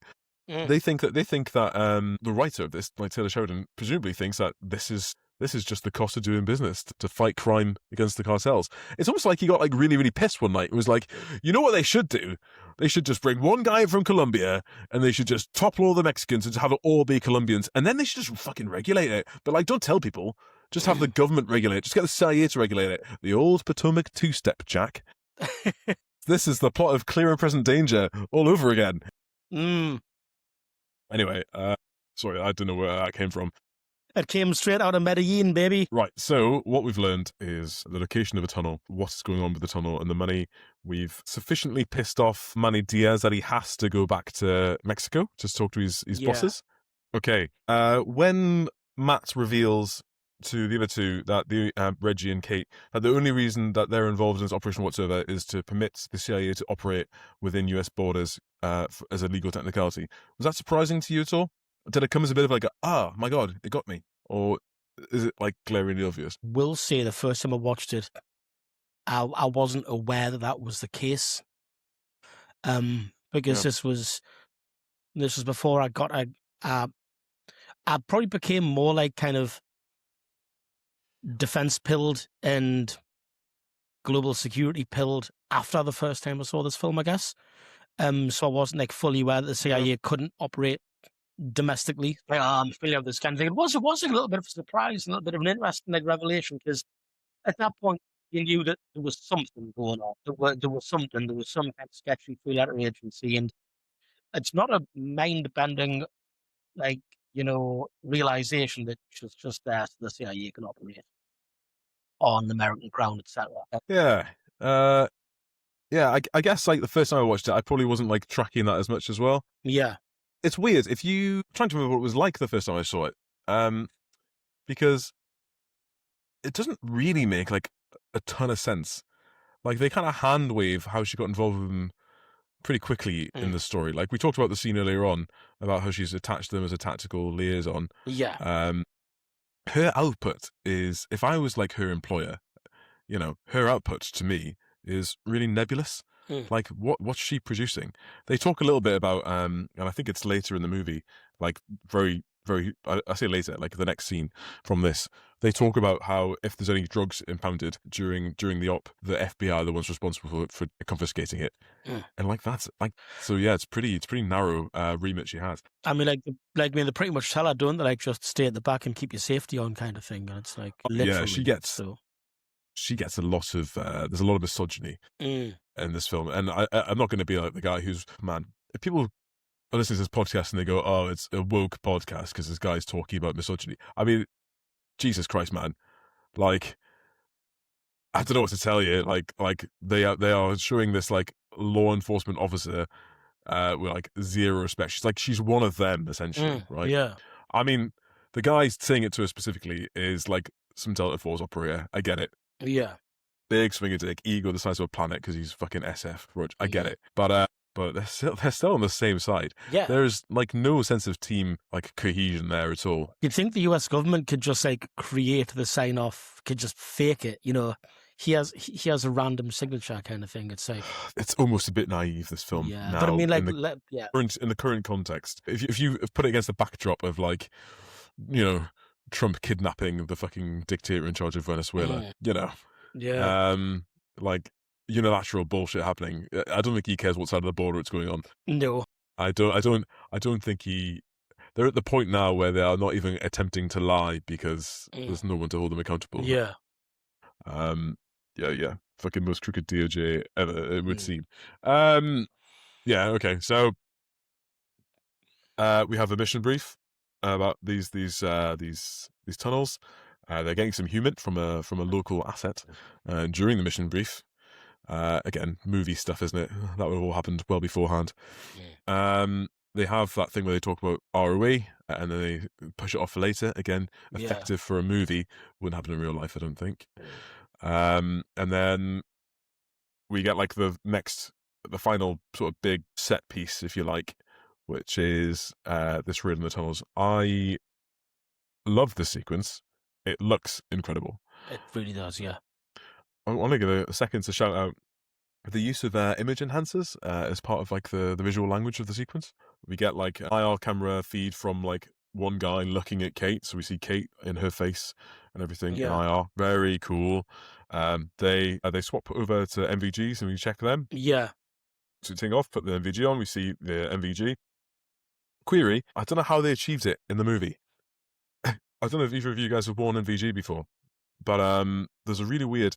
The only thing I can think of is it's a bit like, you know when you play an FPS game and you open up the console and you can change what the field of vision is? There's like... It's like on a different setting than real life. When you look for MVGs, it's weird. I think the best way to explain it is like, feels like if you're standing sort of half a meter behind yourself. Yeah, that's it. Yeah, perfect. Yeah. So they ask what's the ROE, rules of engagement, for people who don't know, and Josh Brolin's character, Matt, says, weapons free, my friend. Weapons free. Right, first of all, that's not how you give an executive order, but again, he's fucking CIA, he's a spook, he's not a fucking military guy anymore, presumably he was once. That's neither here nor there.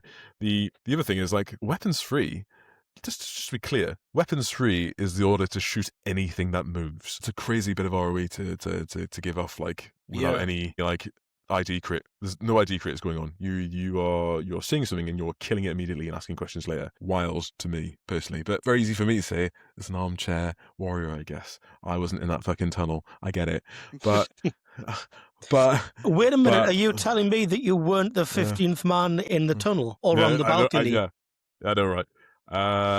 Ridiculous. Back when they're at the motel about to have the briefing, and Kate and Reggie like angrily go out to their car to pick up their plate protective. Do you notice that like Kate puts like 4 plates into her vest? Yeah. And Reggie puts like 1 plate in his vest. Yeah, what the fuck? Yeah, because she's like front and back, and then you see him putting... Lucky guy. So they go in the tunnel, MVGs come off, go in the tunnel, helmet comes off in the tunnel. Reggie and Kate get split up. I think a stray bolt kind of catches Kate unawares. I think her gun gets shot by a bit of ricochet. Kate's rifle gets hit. So she obviously, like Cass said, just gets abandoned it and just switched to a pistol, and then she advances on, doesn't she? And she goes up the wrong tunnel exit, and she ends up in the garage where they've been loading up that police car with la cocaína, or rather unloading it. The product. And then we see Silvio, so the worlds collide. Emily Blunt sees Silvio, the Mexican cop, who's obviously under a lot of pressure to be part of the cartel. We get that. And then we get a showdown. Alejandro arrives. People recognize him immediately for who he is, the Medellin, part of the Medellin cartel. Yeah. So he's a famous guy, obviously. Everyone knows who he is. And he kills one guy. Yeah. Kate holds her pistol up to him and is talking to him. Yeah. And without warning whatsoever, he shoots her in the chest. In the plates. Straight up double taps her. Yeah. Knocks her on her ass and says, "Don't ever hold a weapon up to me again." So the mask is off.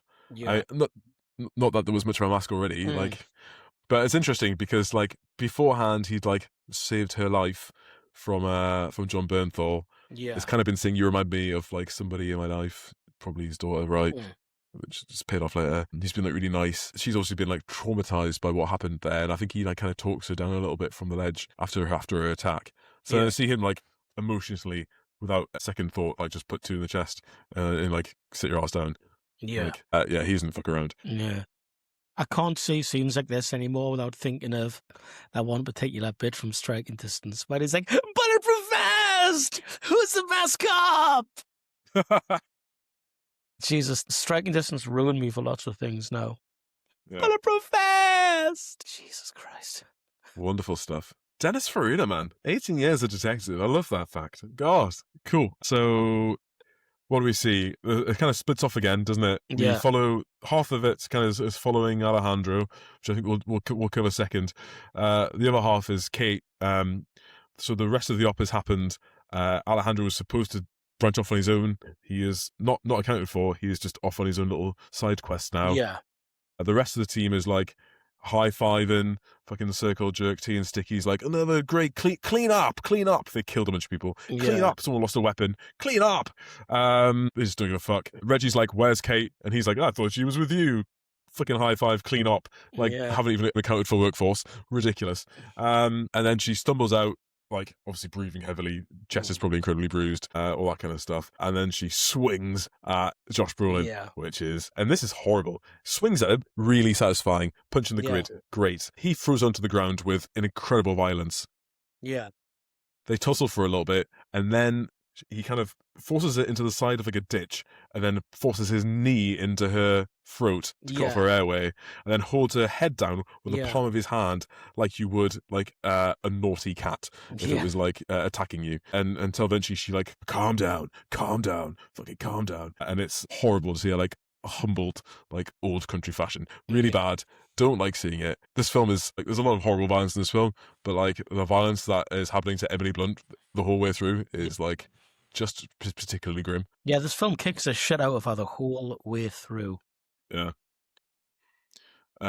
You have to imagine, and we'll get to it when we like do the final scenes, but you have to imagine like what would that character be like the day after this movie? Like, she's got to be like handing her badge and her gun in and just being like, fuck this country.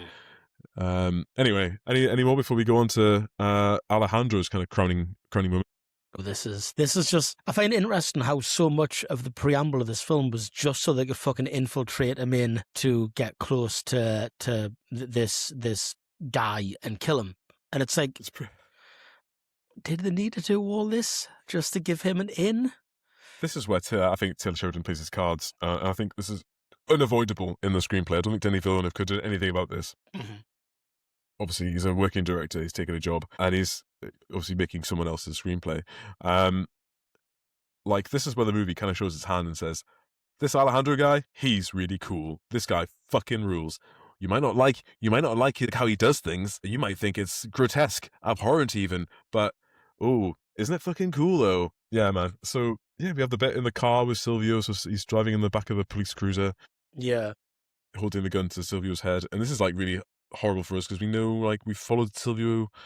He's like he's just a dude. He's a father. He's trying to get by. Yeah, we don't see enough of his life to make a judgment about how he got into the cartel to begin with. So it's not super tragic, but it's pretty tragic. Yeah. Pulls over Diaz. Yeah. Who's and then pretty grim. Like you're probably gonna cover it in the weapons tree, but he kills Silvio, shoots him in the back of the head. Yeah. And then he shoots, and then he like shoots Diaz to wound. Yeah. Pretty grim. Yeah, gets him in the car and then drive back. Obviously, drive to Diaz's boss's house, like to the kind of Jefe. Yeah, like the real Jefe of the thing. Yeah, and it is Julio Cesar Cedillo. That's right.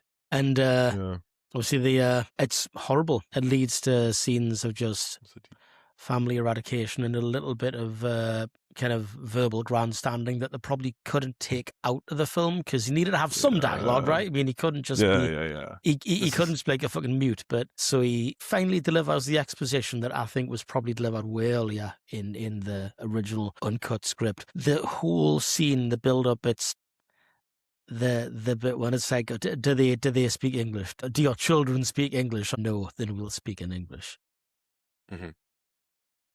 So obviously he takes a seat with this guy, his wife and the children, and he just brutally tells him, that you killed my wife, you killed my daughter, kind of thing. And he just summarily destroys the family. He shoots the two sons, he shoots the wife, and then gives the dad, now a widower and a father of no one, just moments to like process the horror that he's just witnessed before he connects him to God's Wi-Fi as well. Great bit of restraint there as well. So we see him like obviously position the guns.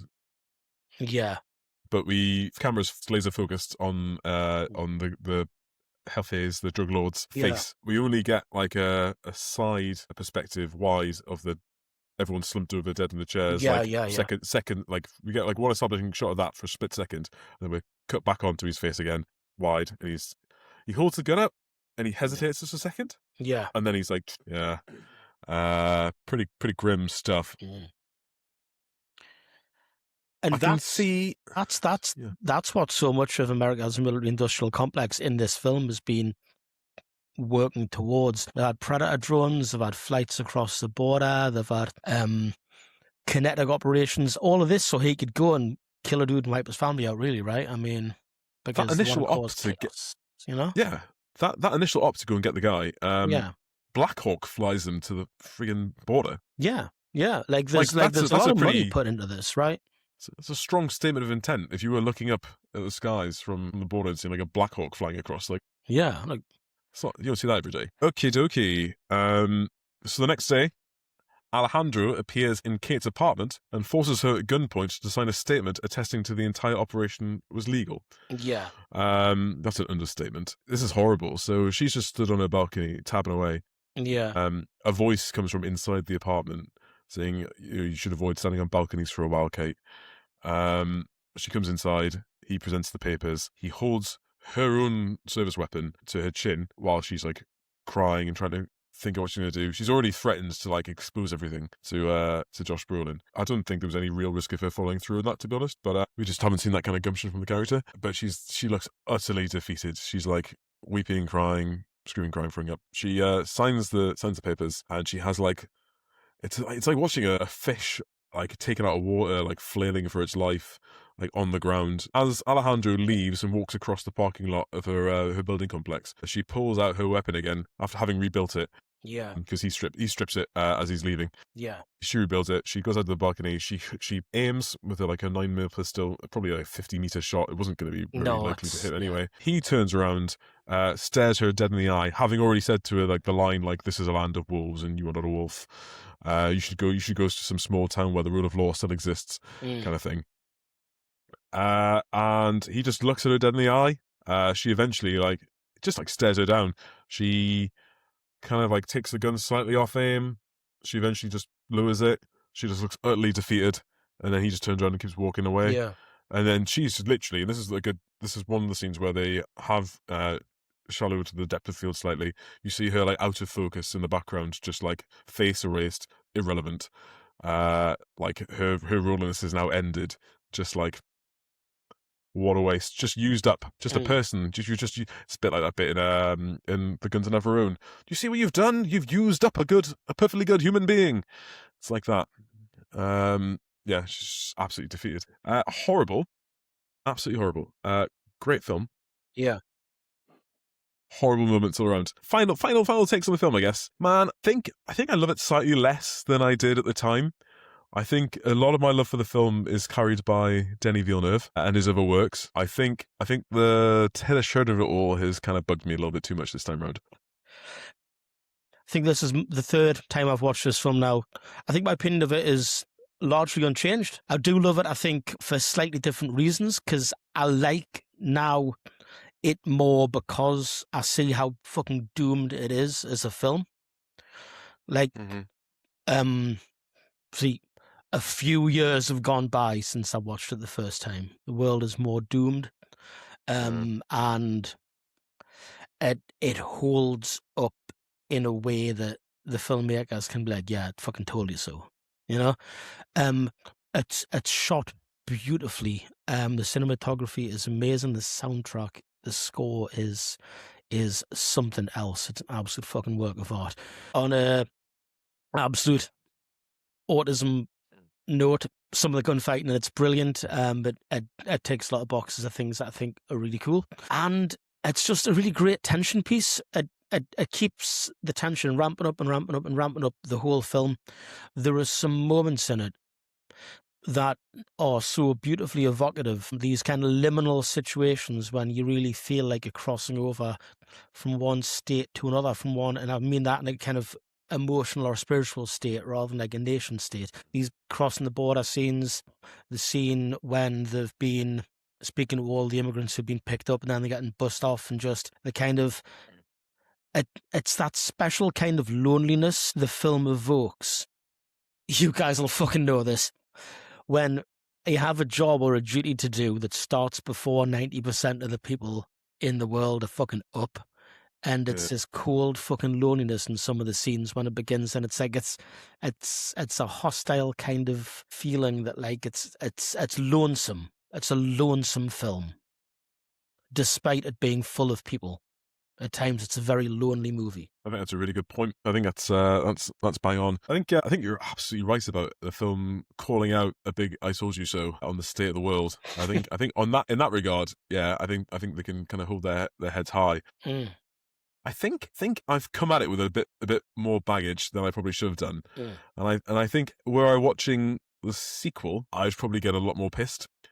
So what we don't see is how far she's fallen and where she's fallen from. We just kind of see, well, you see how far she's fallen, but we don't see where she's fallen from. We've seen her with the lie that she starts the movie believing, which is that she's on the side of good and justice, working for the FBI, and we see at the end of it that she is irrelevant, not like damaged, not like broken by the events or anything. No, she's rendered irrelevant by the events that have happened. She's shown to be powerless. Her organization is shown to be ineffectual. And if you were to compare it with the scene that we see at the very beginning of the movie, the FBI all working together as a team, all on comms, all wearing tactical gear, storming a house, working together, doing on their crusade, she is left on her own, wearing just a pale grey t-shirt, barely able to operate her service weapon, screaming, crying, fucking bloodied mess of a person, all alone. Her one ally, Freddy's nowhere to be seen, left bereft in the wind. So I think this movie could have said a bit more about the state of the world by kind of underpinning her with some more values. That's what I'd. Yeah. To me, part of it feels like it's more sort of documentary of her moral decay, if you will. We're not given a huge amount of backstory, personal lore, or whatever. We've made a bunch of jokes about femcel behavior earlier, but only because it's funny. To me, it's sort of implied that she's someone who has given herself to her job so fully. Like we're told she's no private life. She's not interested into any of that. Possibly because she at some point believed that it was the right thing to do. That just gets shattered in the end. With parts of that, we've been given this already sort of jaded character at the beginning. She's operating for the system, but it has subsumed all her own identity already to some point. We just see that it gets, and she's made her job, her personality to a point where it just breaks her completely to see that it doesn't matter what she does to anyone. I think that's something that people in the military can probably empathize with pretty well. The idea that your identity, because your identity gets kind of taken over and supplanted by a new one, a set of values that you might not be able to articulate before you joined are expressly given to you in a handful of words: courage, commitment, discipline, respect for others, integrity, loyalty, that you then like make as part of yourself. I think if the veil is lifted and it's shown to be like not those things, I think there's only two ways you can go, isn't there? You either crack or you embrace the suck, don't you? And she, I think she cracked. The thing that's the one thing that I think I struggle with, and I'd be interested to get like emails from people who've watched the movie and stuff to get their opinion, is as soon as it's made evident that the only reason she's invited to the party at all is for the legal technicality to support the CIA operating on US soil, she is given an out. Freddy says he'll back her to the hill if they both leave and depart and throw a span in the works. She's the one who says, no, we're staying.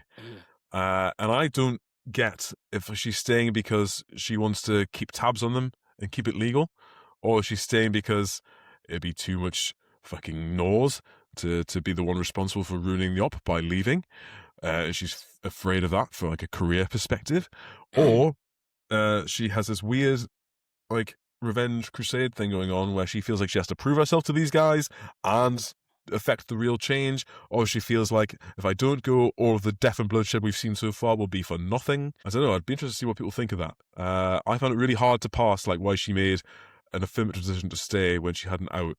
Apart from like script writing dictates that when someone's at their lowest, they have to make a positive action to get into the third act, which is just some like background screenwriting stuff. What I think one of the things that makes her not walk away is that she doesn't want to turn her back on these motherfuckers. Put your front and your back plates in, man. Yeah, that's true. She'd have a bit of a bit of a target on her head. I don't know if they would like out and out kill her in the middle of the day, but I think she would. She'd piss off some people. Yeah. Yeah, and it kind of comes home to roost at the end when she's straight up told by Alejandro that she should go to a small town somewhere, because it's over for her. She's gonna be at best no longer protected by the U.S. government, at worst erased by the U.S. government or people working in cahoots with it. Right? Yeah, it's pretty grim. It's a pity. It's kind of disappointing that they made another movie and they don't address what happened with Kate. Unless they do, let me know. Yeah, well, I mean, she's not credited in it, is she, though? So, I mean, it's either going to be a Poochie died on the way back to his home planet kind of thing, or... Yeah. Like a little sideways reference to the one liberal who nearly got in the way. Goddamn liberals. Yeah. Cool. Should we... If there's no more further comments, should we do some categories? Yeah, let's go to the categories. Do it.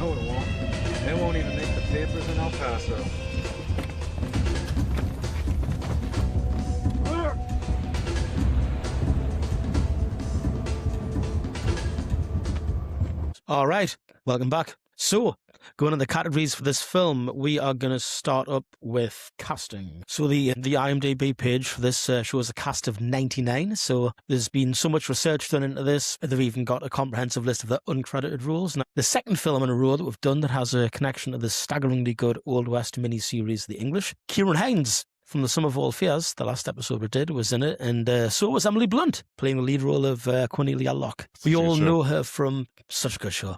We all know her from stuff like Oppenheimer, that we all went to see on the same day as Barbie when we were self-employed and daytime drinking, or maybe that was just me. We've got, she did a spot in Foyle's War in 2003, an episode in Poirot, the remake series, 2004. Then she's off into Hollywood, Devil Wears Prada, Charlie Wilson's War, The Wolfman, Adjustment Bureau. Roles coming up, she's in Disclosure Day, that's currently in post. Yes. This film may be a psyop to soft prepare humanity for the big reveal that ALMAs are indeed real. I might be wrong. I might not be wrong. Oh, on that, did you see the interview this week that Barack Obama gave? No, regarding, holy shit. He was asked about aliens and Area 51, and the guy asked him, like, so, are aliens real? And did you get any secret briefings about aliens during your time as president? And Barack Obama starts it by really offhandedly going, they're real, but the idea that I didn't get any, there's a conspiracy going on at Area 51 or anything, that maybe they kept it from the president. But it's the way he goes, they're real. Anyway. It's so good. That was my Barack Obama, by the way. Let me be clear. Aliens are real.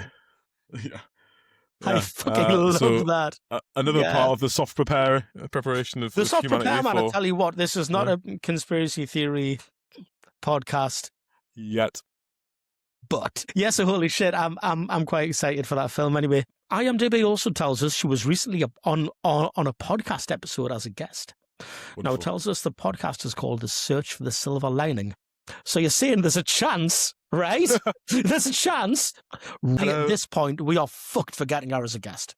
I'm Emily Blunt, and welcome to Adventures in Taurine, my podcast about energy drinks. I'm here with my husband, Jack Ryan, from the TV show Jack Ryan. I'm gonna peep in here, and I feel like her character seems like she drinks Bang Energy, not Monster. And I knocked my microphone out, some of my headset out. Right, you've raised something here. What energy drink would you think Jack Ryan would consume? I want to say, man, I think Jack Ryan he's a Boy Scout, right? Yeah, So it's basic bitch. He's Red Bull. He's Red Bull all the way. Red Bull all the But way. the sugar-free one. Maybe. He sucks either way. He's not interesting. Yeah. Greer, on the other hand, Power Horse, Power sponsored Horse. by African Cup of Nations Footballer of the Year, Manuel Adebayor. Yes. Or You go to Greer's office, there's a beer fridge full of those like half-litre cans of Power Horse. Benicio del Toro, an actor who needs no introduction. Another Wolfman alumnus. Yep. Iconic as, among others, kids sitting on car in Madonna's La Isla Bonita music video. The barely comprehensible Fenster in The Usual Suspects. Dr. Gonzo in Fear and Loathing, Frankie Four Fingers in Snatch, Che Guevara in both Part 1 and 2 of Che, because it would be weird if he was only in Part 1 and not in Part 2, I guess. Guardians of the Galaxy, and in Star Wars Episode 8, The Last Jedi, as DJ. I love that. Can I say something and no one will get all mad with me? Yeah.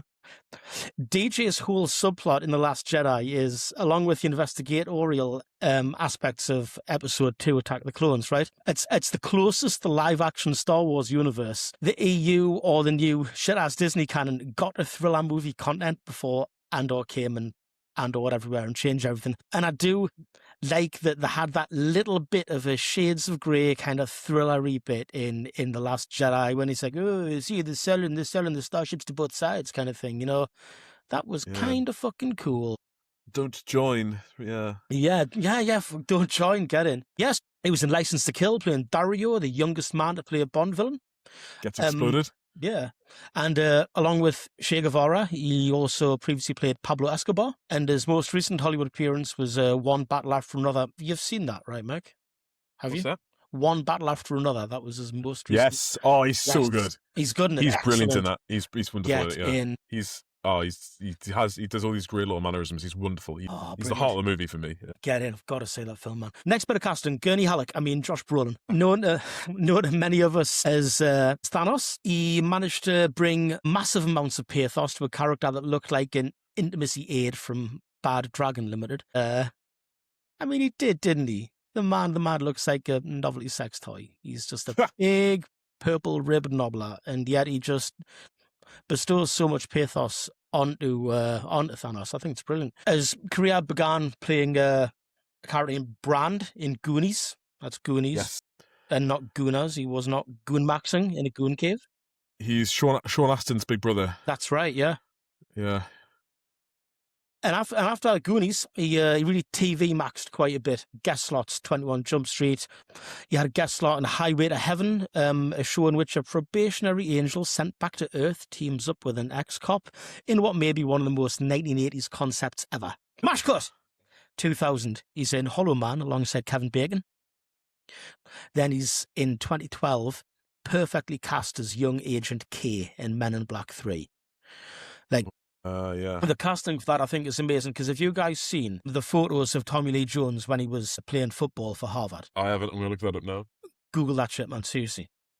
Because it's uncanny. Holy crap. It's uncanny, right?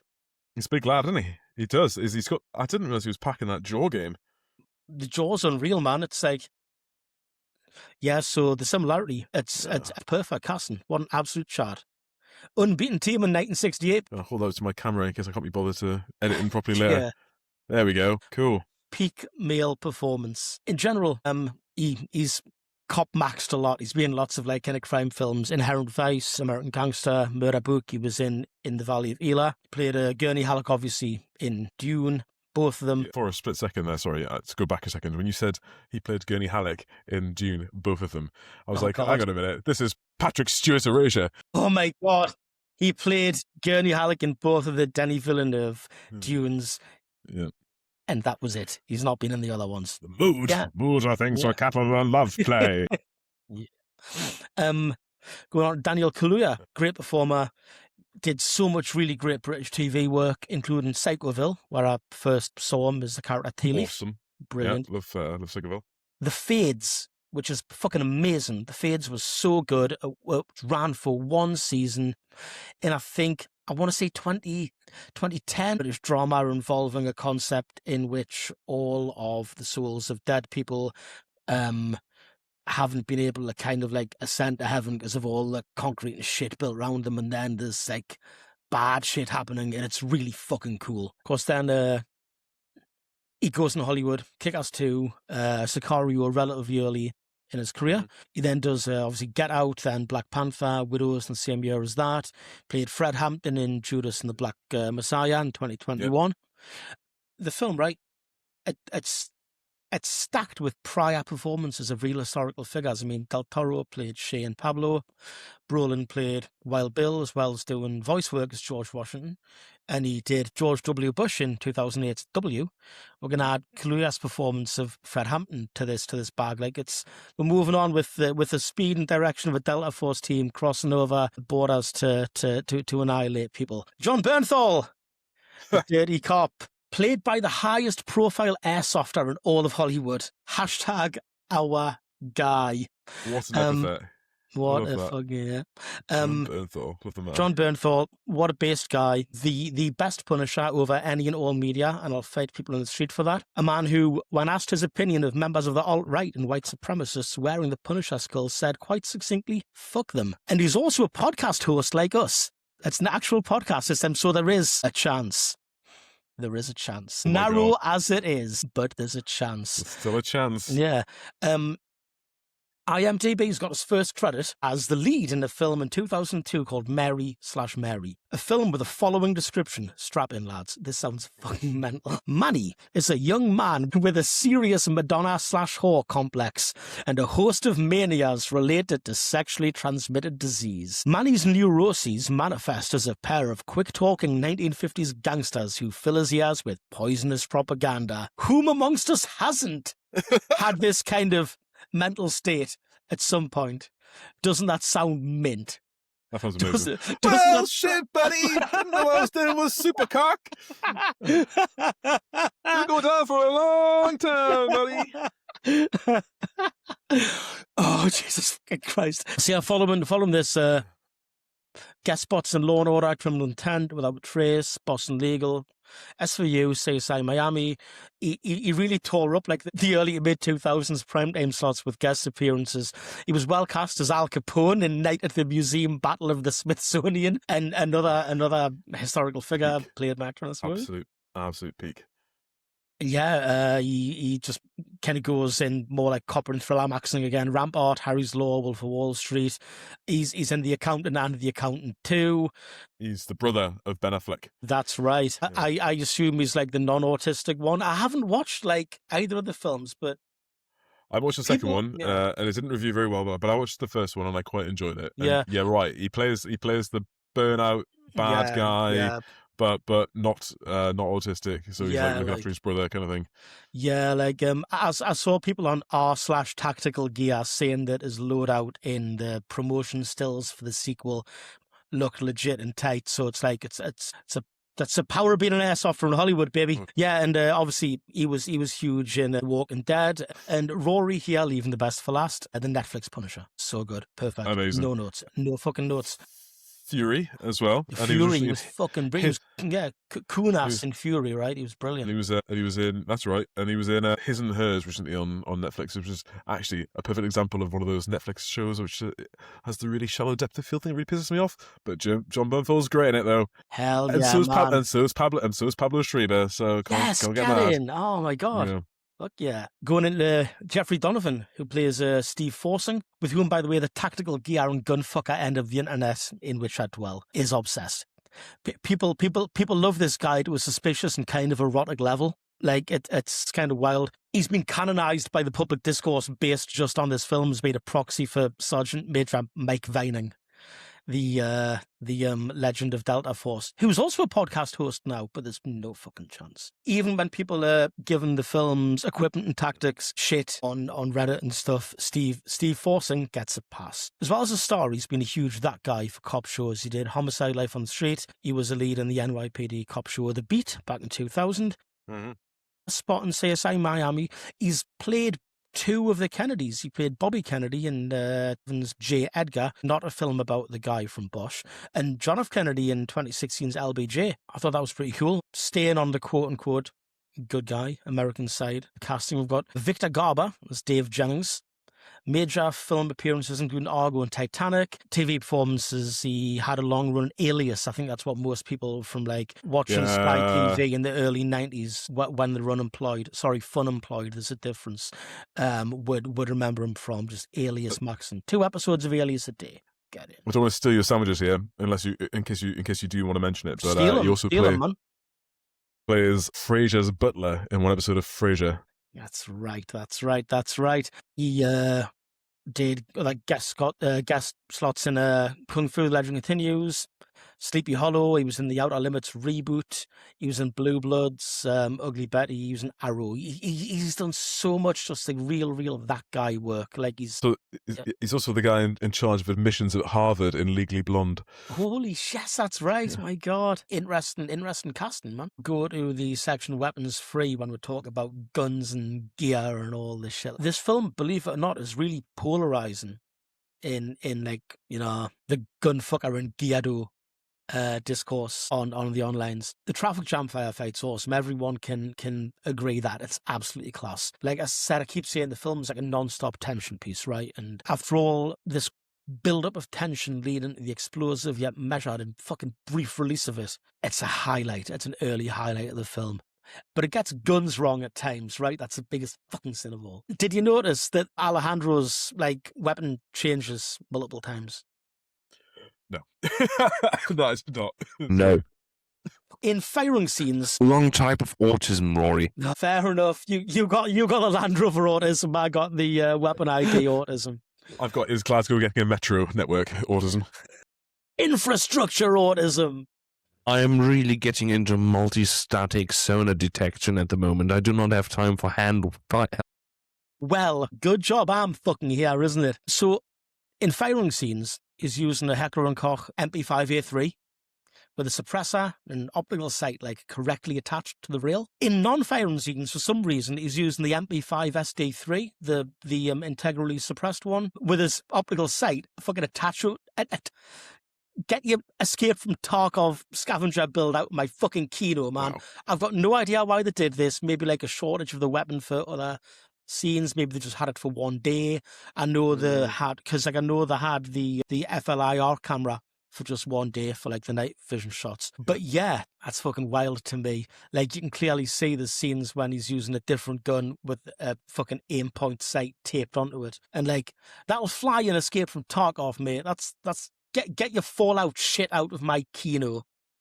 We'll see lots of AR-15, M4 type rifles and carbines in the hands of the quote-unquote good guys. See the Mexican federales using the old school M4A1s with the clamshell grips and carry handles, because carry handle gang, get the fuck out of here with the EOTech, man. Actually don't. But Matt Graver's running a fucking very expensive rifle. It's a fucking Daniel Defense M4A1 because he thinks he's Johnny Big Bollocks. That's like a $2,500 rifle bone stock. So it's clearly showing that he's the Johnny Big Bollocks who gets to bring his own one from home, and the rest of the guys just good from home. Yeah, bring his own value as it gets older. Yeah. Not like your cheap £400 rifle. Yeah. And one of the Delta Force guys, for some reason, because he's a free thinker and not a fucking robot like the rest of you fools, has a Heckler & Koch G36C. I guess he thinks that like NATO Stanag magazines aren't important and cross compatibility of ammunition isn't important, and cool range of AKs. Cartel Hitman uses an AK-103 that I thought was pretty cool. There's a really cool blink and you miss it of like a Smith & Wesson 76 submachine gun, which I thought was actually called Gustav M45 when I saw it in a guy's vehicle, and I clearly got that wrong. Had to do 50 Hail Marys this morning and hit myself really hard. Just imagine you like flagellating yourself like that guy in the Da Vinci Code. Oh my God! And I'm like looking at a mirror what I do. And I call myself a twat.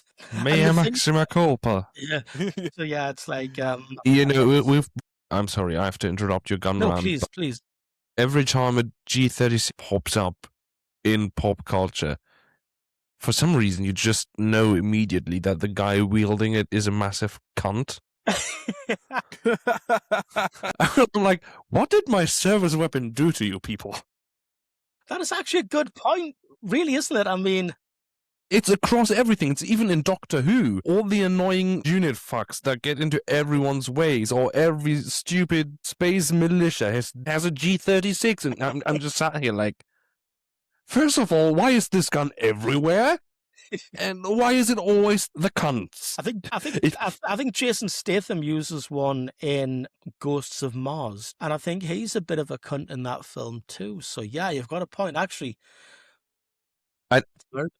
Trivia that I really enjoyed. So Emily Blunt was so sick from food poisoning while filming in Mexico that she required IV fluids between takes just to make it through her scenes. That's fucking dedication of the bit, right? And also it shows, once again, the film just punished the actress as well as the character quite brutally. Big time. The Wild Pony bar on NM is no more. That's the bar where they went to get, shagged by the Punisher. In 2015, a fatal gang shooting occurred between the Bandidos and Poor Boys outlaw motorcycle clubs. The bar was closed for some time, but was later renovated to become the Horseshoe, which is not a bar, but rather a public meeting place. I love these open source things on IMDb. Yeah. The iconic look for Steve Forsing, specifically the chunky, smiling eyewear glasses and unassuming nerdy appearance, was modelled after William Bill F. Cronin III, a real-life retired Delta Force operator who served on Norman Schwarzkopf's security detail. So not Meg Vining, everyone says. Question to the team. Where the hell are we putting Columbo into this film? Where can we jam Peter Falk in? I think he's too pure and too good for this film, but we've got to find a way to fucking fit him in. Yeah, wow. Right, here we go. When she goes to the, is it White Pony it's called? The Wild Pony? Wild Pony, yeah. Wild Pony, yeah. She just gets served by like a really, really old geriatric bartender. That's the guy. That's the guy, isn't it? That's the guy. I really couldn't see him being the one of the kind of law enforcement power brokers, kind of bringing her in for the meeting, and I couldn't see him obviously being anyone on the cartel side either, because he's just too fucking decent of a dude. Yeah. Anybody have any standout quotes from the film that they like? God, that's a really good question. Actually, it's not super quotable. I struggled. Yeah, there's literally Benicio del Toro saying, "This is a land of wolves, and you're not a wolf." God, yeah. What else is there? Nothing will make sense to your American ears, and you will doubt everything that we do. But in the end, you will understand. Like, I don't know, man. I don't love the dialogue in this movie. You should move to a small town where the rule of law still exists. You will not survive here. You are not a wolf, and this is the land of wolves now. That's the full quote. Yeah. That's cool. Yeah, there's not much. I mean, like, you know what? It's interesting. I mentioned earlier on they took out like 90% of Alejandro's dialogue. Yeah. All the cool quotes are still Alejandro. Like, he would have just been a quote machine, I imagine. Yeah, it's definitely. It doesn't have it doesn't really have like a lot of lines that go super hard. It's not like an eminently. Yeah, it's not like you run dialogue from this film at the pub with your mates kind of thing, you know. The only one I like that isn't Alejandro is Kate on the initial meeting going, "What's her objective?" And then Matt grinning like a real shit-eating grin at her face and goes, "To dramatically overreact." Yeah. Wow, cool. Right, I'll write that up as the command name, shall I? Fucking speed to 12 knots, fucking pro environment surface. Okay, Jesus. Yeah. I think that's probably one of the more killer lines of the film. To be honest, Sanya, did any quotes impress you? Not really. I've had this thought in the back of my head from earlier. Well, I've been wondering if this film would possibly still work if it had sound but none of the dialogue. That's actually because a lot of the sound is just the soundtrack and gun noises. Mm. And much of the suspense is not from dialogue, but just the soundtrack. And when it comes to all the tactical stuff, it's all just hand signs and gestures and pointing anyway. So the dialogue isn't really needed there either. Villeneuve talked about making Dune Part 2 into a silent film. Oh. This is like in the press run up to it and everything.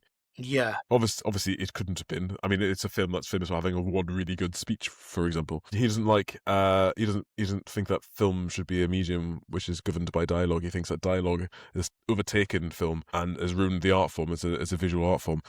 And obviously he would love to do probably a silent film if he had the power to. I think it's a really interesting point. It pretty much works. Yeah, definitely. It's actually really fucking good. I like that. I would rewatch that. Yeah. I would watch the fuck out of that, definitely. Have you guys, I love doing this shit, right? Have you guys seen the Steven Soderbergh cut of Raiders of the Lost Ark?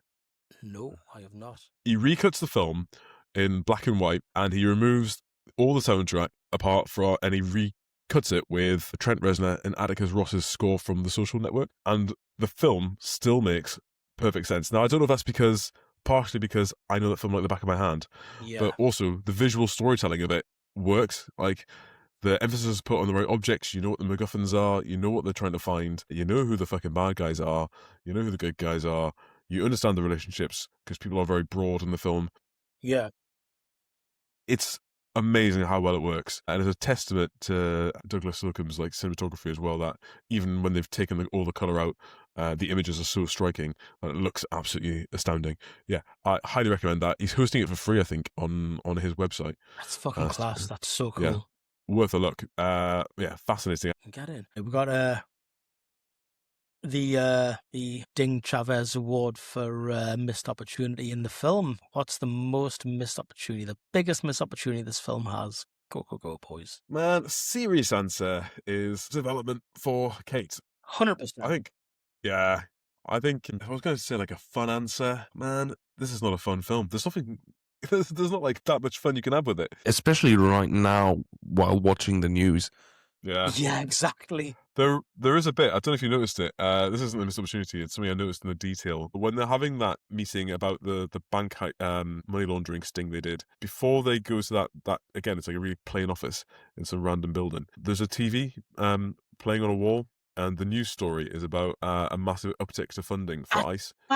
And let's like recruit like 10,000 more ICE officers or something. It's like, fucking hell, man, that's like a bit too real. Too real. I mean, you got to think that ICE is more funded right now than the Canadian Defence Force. Oh, it's crazy. It's mad. I was blown away when I watched an episode, was it season 2 or 3 of Bosch, and there's some ICE agents appear in it briefly, and they're just wearing like blue jeans, white t-shirts, and like black plate carriers with ice on them, and it's like they're not like wearing all like the face coverings and shit. They're not like in fucking Ranger green, and it's just wild. It's like when you think how, like, I mean, the protagonist, one of the, well, I guess the deuteragonist of Machete was an ICE agent. The fucking good gal, right? One of the good guys. You know, she was. I'm sure she was either an ICE agent or like a CBP agent. ICE started like in 2003, I think. It's really new as an organisation. It was when because like they wound up, they got rid of INS and replaced it with ICE. Yeah, it's interesting. So obviously Bosch and this film. Obviously, this film came out in 2015, so Presidential Race was obviously written and produced during the final years of the Obama administration. Bosch came out like right in the middle of the Obama administration. And at that time, there's a lot of news stories about the humongous amount of deportations that were happening under that administration. Yeah. I'm not going to pretend it's like a new issue that has just sprung up overnight. Like that's been happening for a really, really long time. Yes. The difference is that the people enforcing it and doing it weren't like hiding their face. They weren't stopping people in the street. They weren't shooting and killing people. They weren't necessarily always splitting up families. There was a bit of that. Definitely. But there was generally like a bit of a due process going on with people. Yes, people were detained. Yes, people were deported. A humongous number of people were deported. But that kind of is just like the system, I guess, working to a certain extent. I don't want to get like super deep into that issue. But yeah, prescient that the humongous influx of funding into that particular organisation is got like a little bit of a lampshade in this movie. It's really small detail. Yeah. I guess that is the one 3-letter agency that doesn't get any real input into this film. Yeah, there were guys I've credited in the film as ICE agents. Yeah, so they're obviously the guys handling the Yeah, so that's the guys they speak to in Tucson at that depot Yeah, where all those coaches are at. yeah. So it's a mix They are of CBP and ICE at the at like the kind of truck stop area. Yeah, yeah. But yeah, we don't dig into that. I yeah. guess I'd be really interested to see, and this would really pin Taylor Sheridan's colours to the mast here if they make a third one and ICE are involved in it.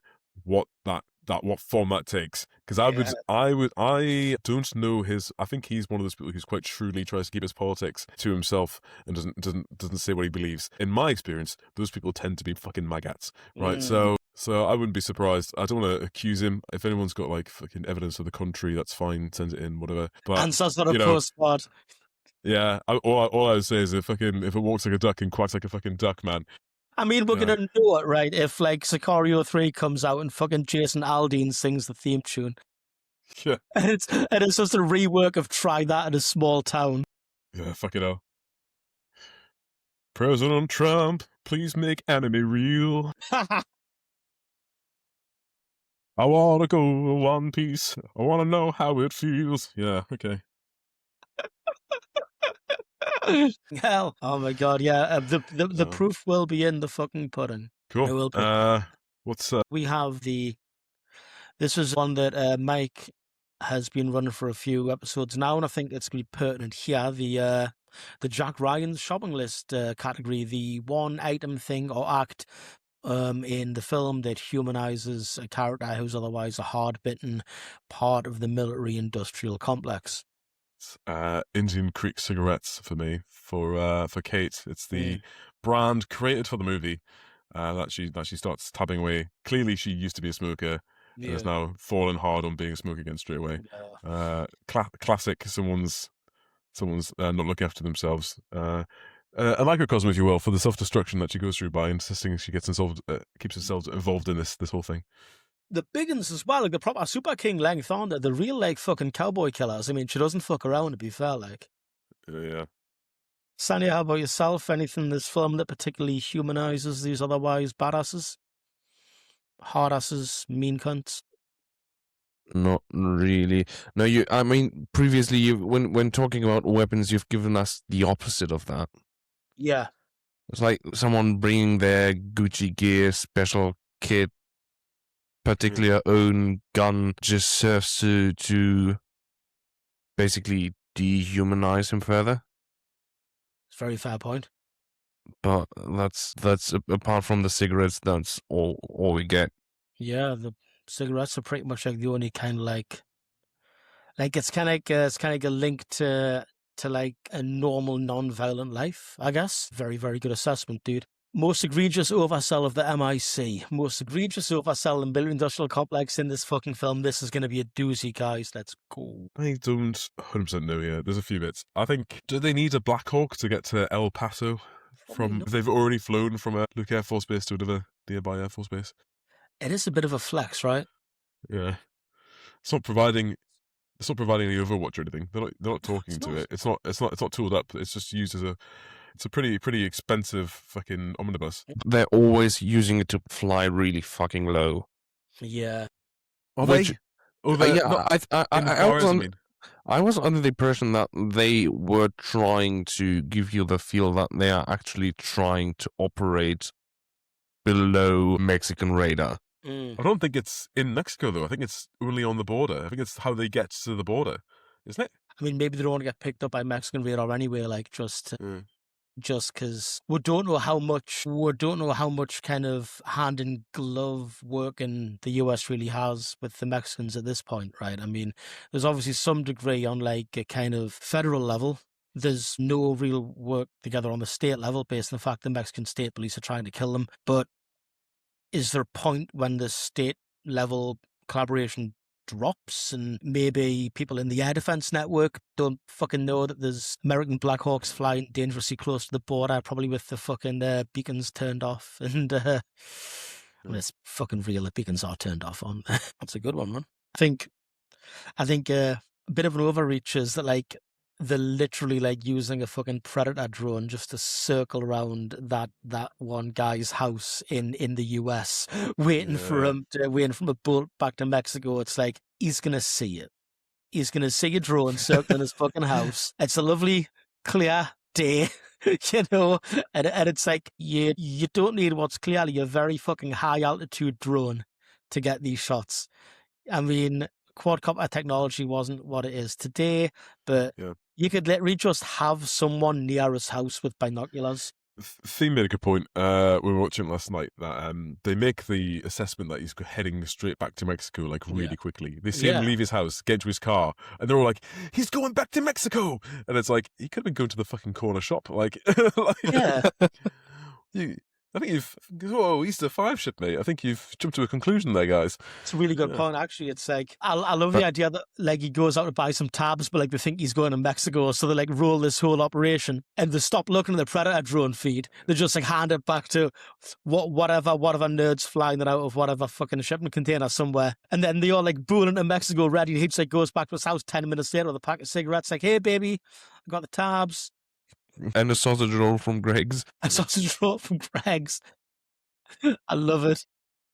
But is the Predator drone really an overreach? I mean, you've said we didn't have quadcopter drones everywhere 10 years ago, and like 2 years ago, 3 years ago, we got drones being used in DC to survey protests. Yeah, I mean, if we'd seen maybe Ice Cube right-click on the Predator drone and say "commandeer drone," then it's a massive oversell. Or if Ice Cube right-clicks on his car and it comes up "going to Mexico." You're just mad that your government-issued laptop does not have that right-click option. Maybe mine does. Our laptop's just basically the same thing. Would we like to hear what viewers of Sicario have to say on the website letterboxd.com for notes from the peanut gallery? All right, we're going to start with the half-star reviews. Someone opines nothing. Literally nothing. Someone else adds, nothing ever happens, and whenever something finally does happen, I hate it. Whenever I Google Sicario, this movie's stupid ass comes up. Boring, says someone. Fundamentally charmless film that'll end up inspiring men to be into the things it feigns to criticize. I agree. Yeah. That is a thought I've had thinking about one of the questions we've discussed regarding other films, which is how would this film be received in the wardroom? I think people would get the wrong end of the stick from it. Yeah. So, 3 stars. Had to watch it for class instead of Napoleon Dynamite. # boring. 2 stars. Evil Denis Villeneuve. 2 stars. Wasted 2 hours of my life. 4.5 stars. Imagine this movie, but Benicio does the voice from Usual Suspects. Fucking so incredible. Someone just gives it a 4.5-star review and goes, yes. I forgot about the bit where Benicio del Toro gives Jon Bernthal an extremely violent... Oh, this is you, Mike. This is your review. If you want to feel like you're out of breath the whole time through, watch this, station marks. It is truly a great tension piece, like I said. Absolute cinema. Wish Johnny Boy was in more scenes other than getting wet willied. I'm glad that I'm not the only one who noticed. I'm glad people are noticing the wet willy. Taylor Sheridan, if you see this, please write something for Emily Blunt and let me play her daughter. Someone just says, holy moly, 4.5 stars. And then the big hit and 5-star ones. I still need to watch the second film, but I just know it won't come close to this masterpiece. You're probably right there, Patrick Bloom. From what I've heard, don't. This movie rips, dude. I want a cigarette so bad. Emily Blunt as the audience surrogate. Fucking absolutely amazing. Everyone shut the fuck up. Benicio del Toro was being cool as fuck right now. 4 stars. Perfect review. 0 notes. We're close to the end of the episode now, I think, aren't we, guys? I think there's only one thing left to do. Check. Is this film pro or anti the Central Intelligence Agency? Incredibly anti. Incredibly. This film is, I think. Yeah.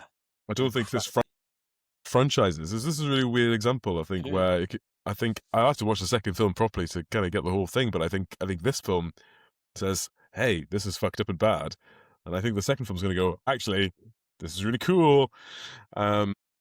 Yeah, like it's going to go from fucked up and bad to jacked up and rad, right? Yeah. Yeah. Yeah, big time. Yeah. But you know what? We mentioned Call of Duty a few times. This reminds us there is one question we need to ask about this film. Because we've Oh, yeah. gone over the fact, obviously, you mentioned that it would be popular in the mess, but would go down for maybe the wrong reasons. Yeah. Yeah. How does film fare as a video game? And in hard mode, it can't be a first-person shooter. Okay. Yeah, man. That's a hard mode question right there. Because it's easy to say Call of Duty with a Mexican filter, go, you know. Yeah, that's the easy one, isn't it? You are playing like a tactical squad shooter, and you are like one of the guys, and you have the NVGs, and you're going through the tunnels, and that's all really cool. Yeah, I think the next best thing, wow, is probably if you stick with Kate as your protag. I think it's a retro style pixel art point and click adventure game. Police Quest or something like that. Something like that, yeah. Obviously she's just been swept up by events, but she needs to try and figure out what's going on, I guess. Yeah. But you're in a bit of a weird rock and a hard place where the actual story is like what's the crack of the task force you've been assigned to, more than what's the crack of the cartel.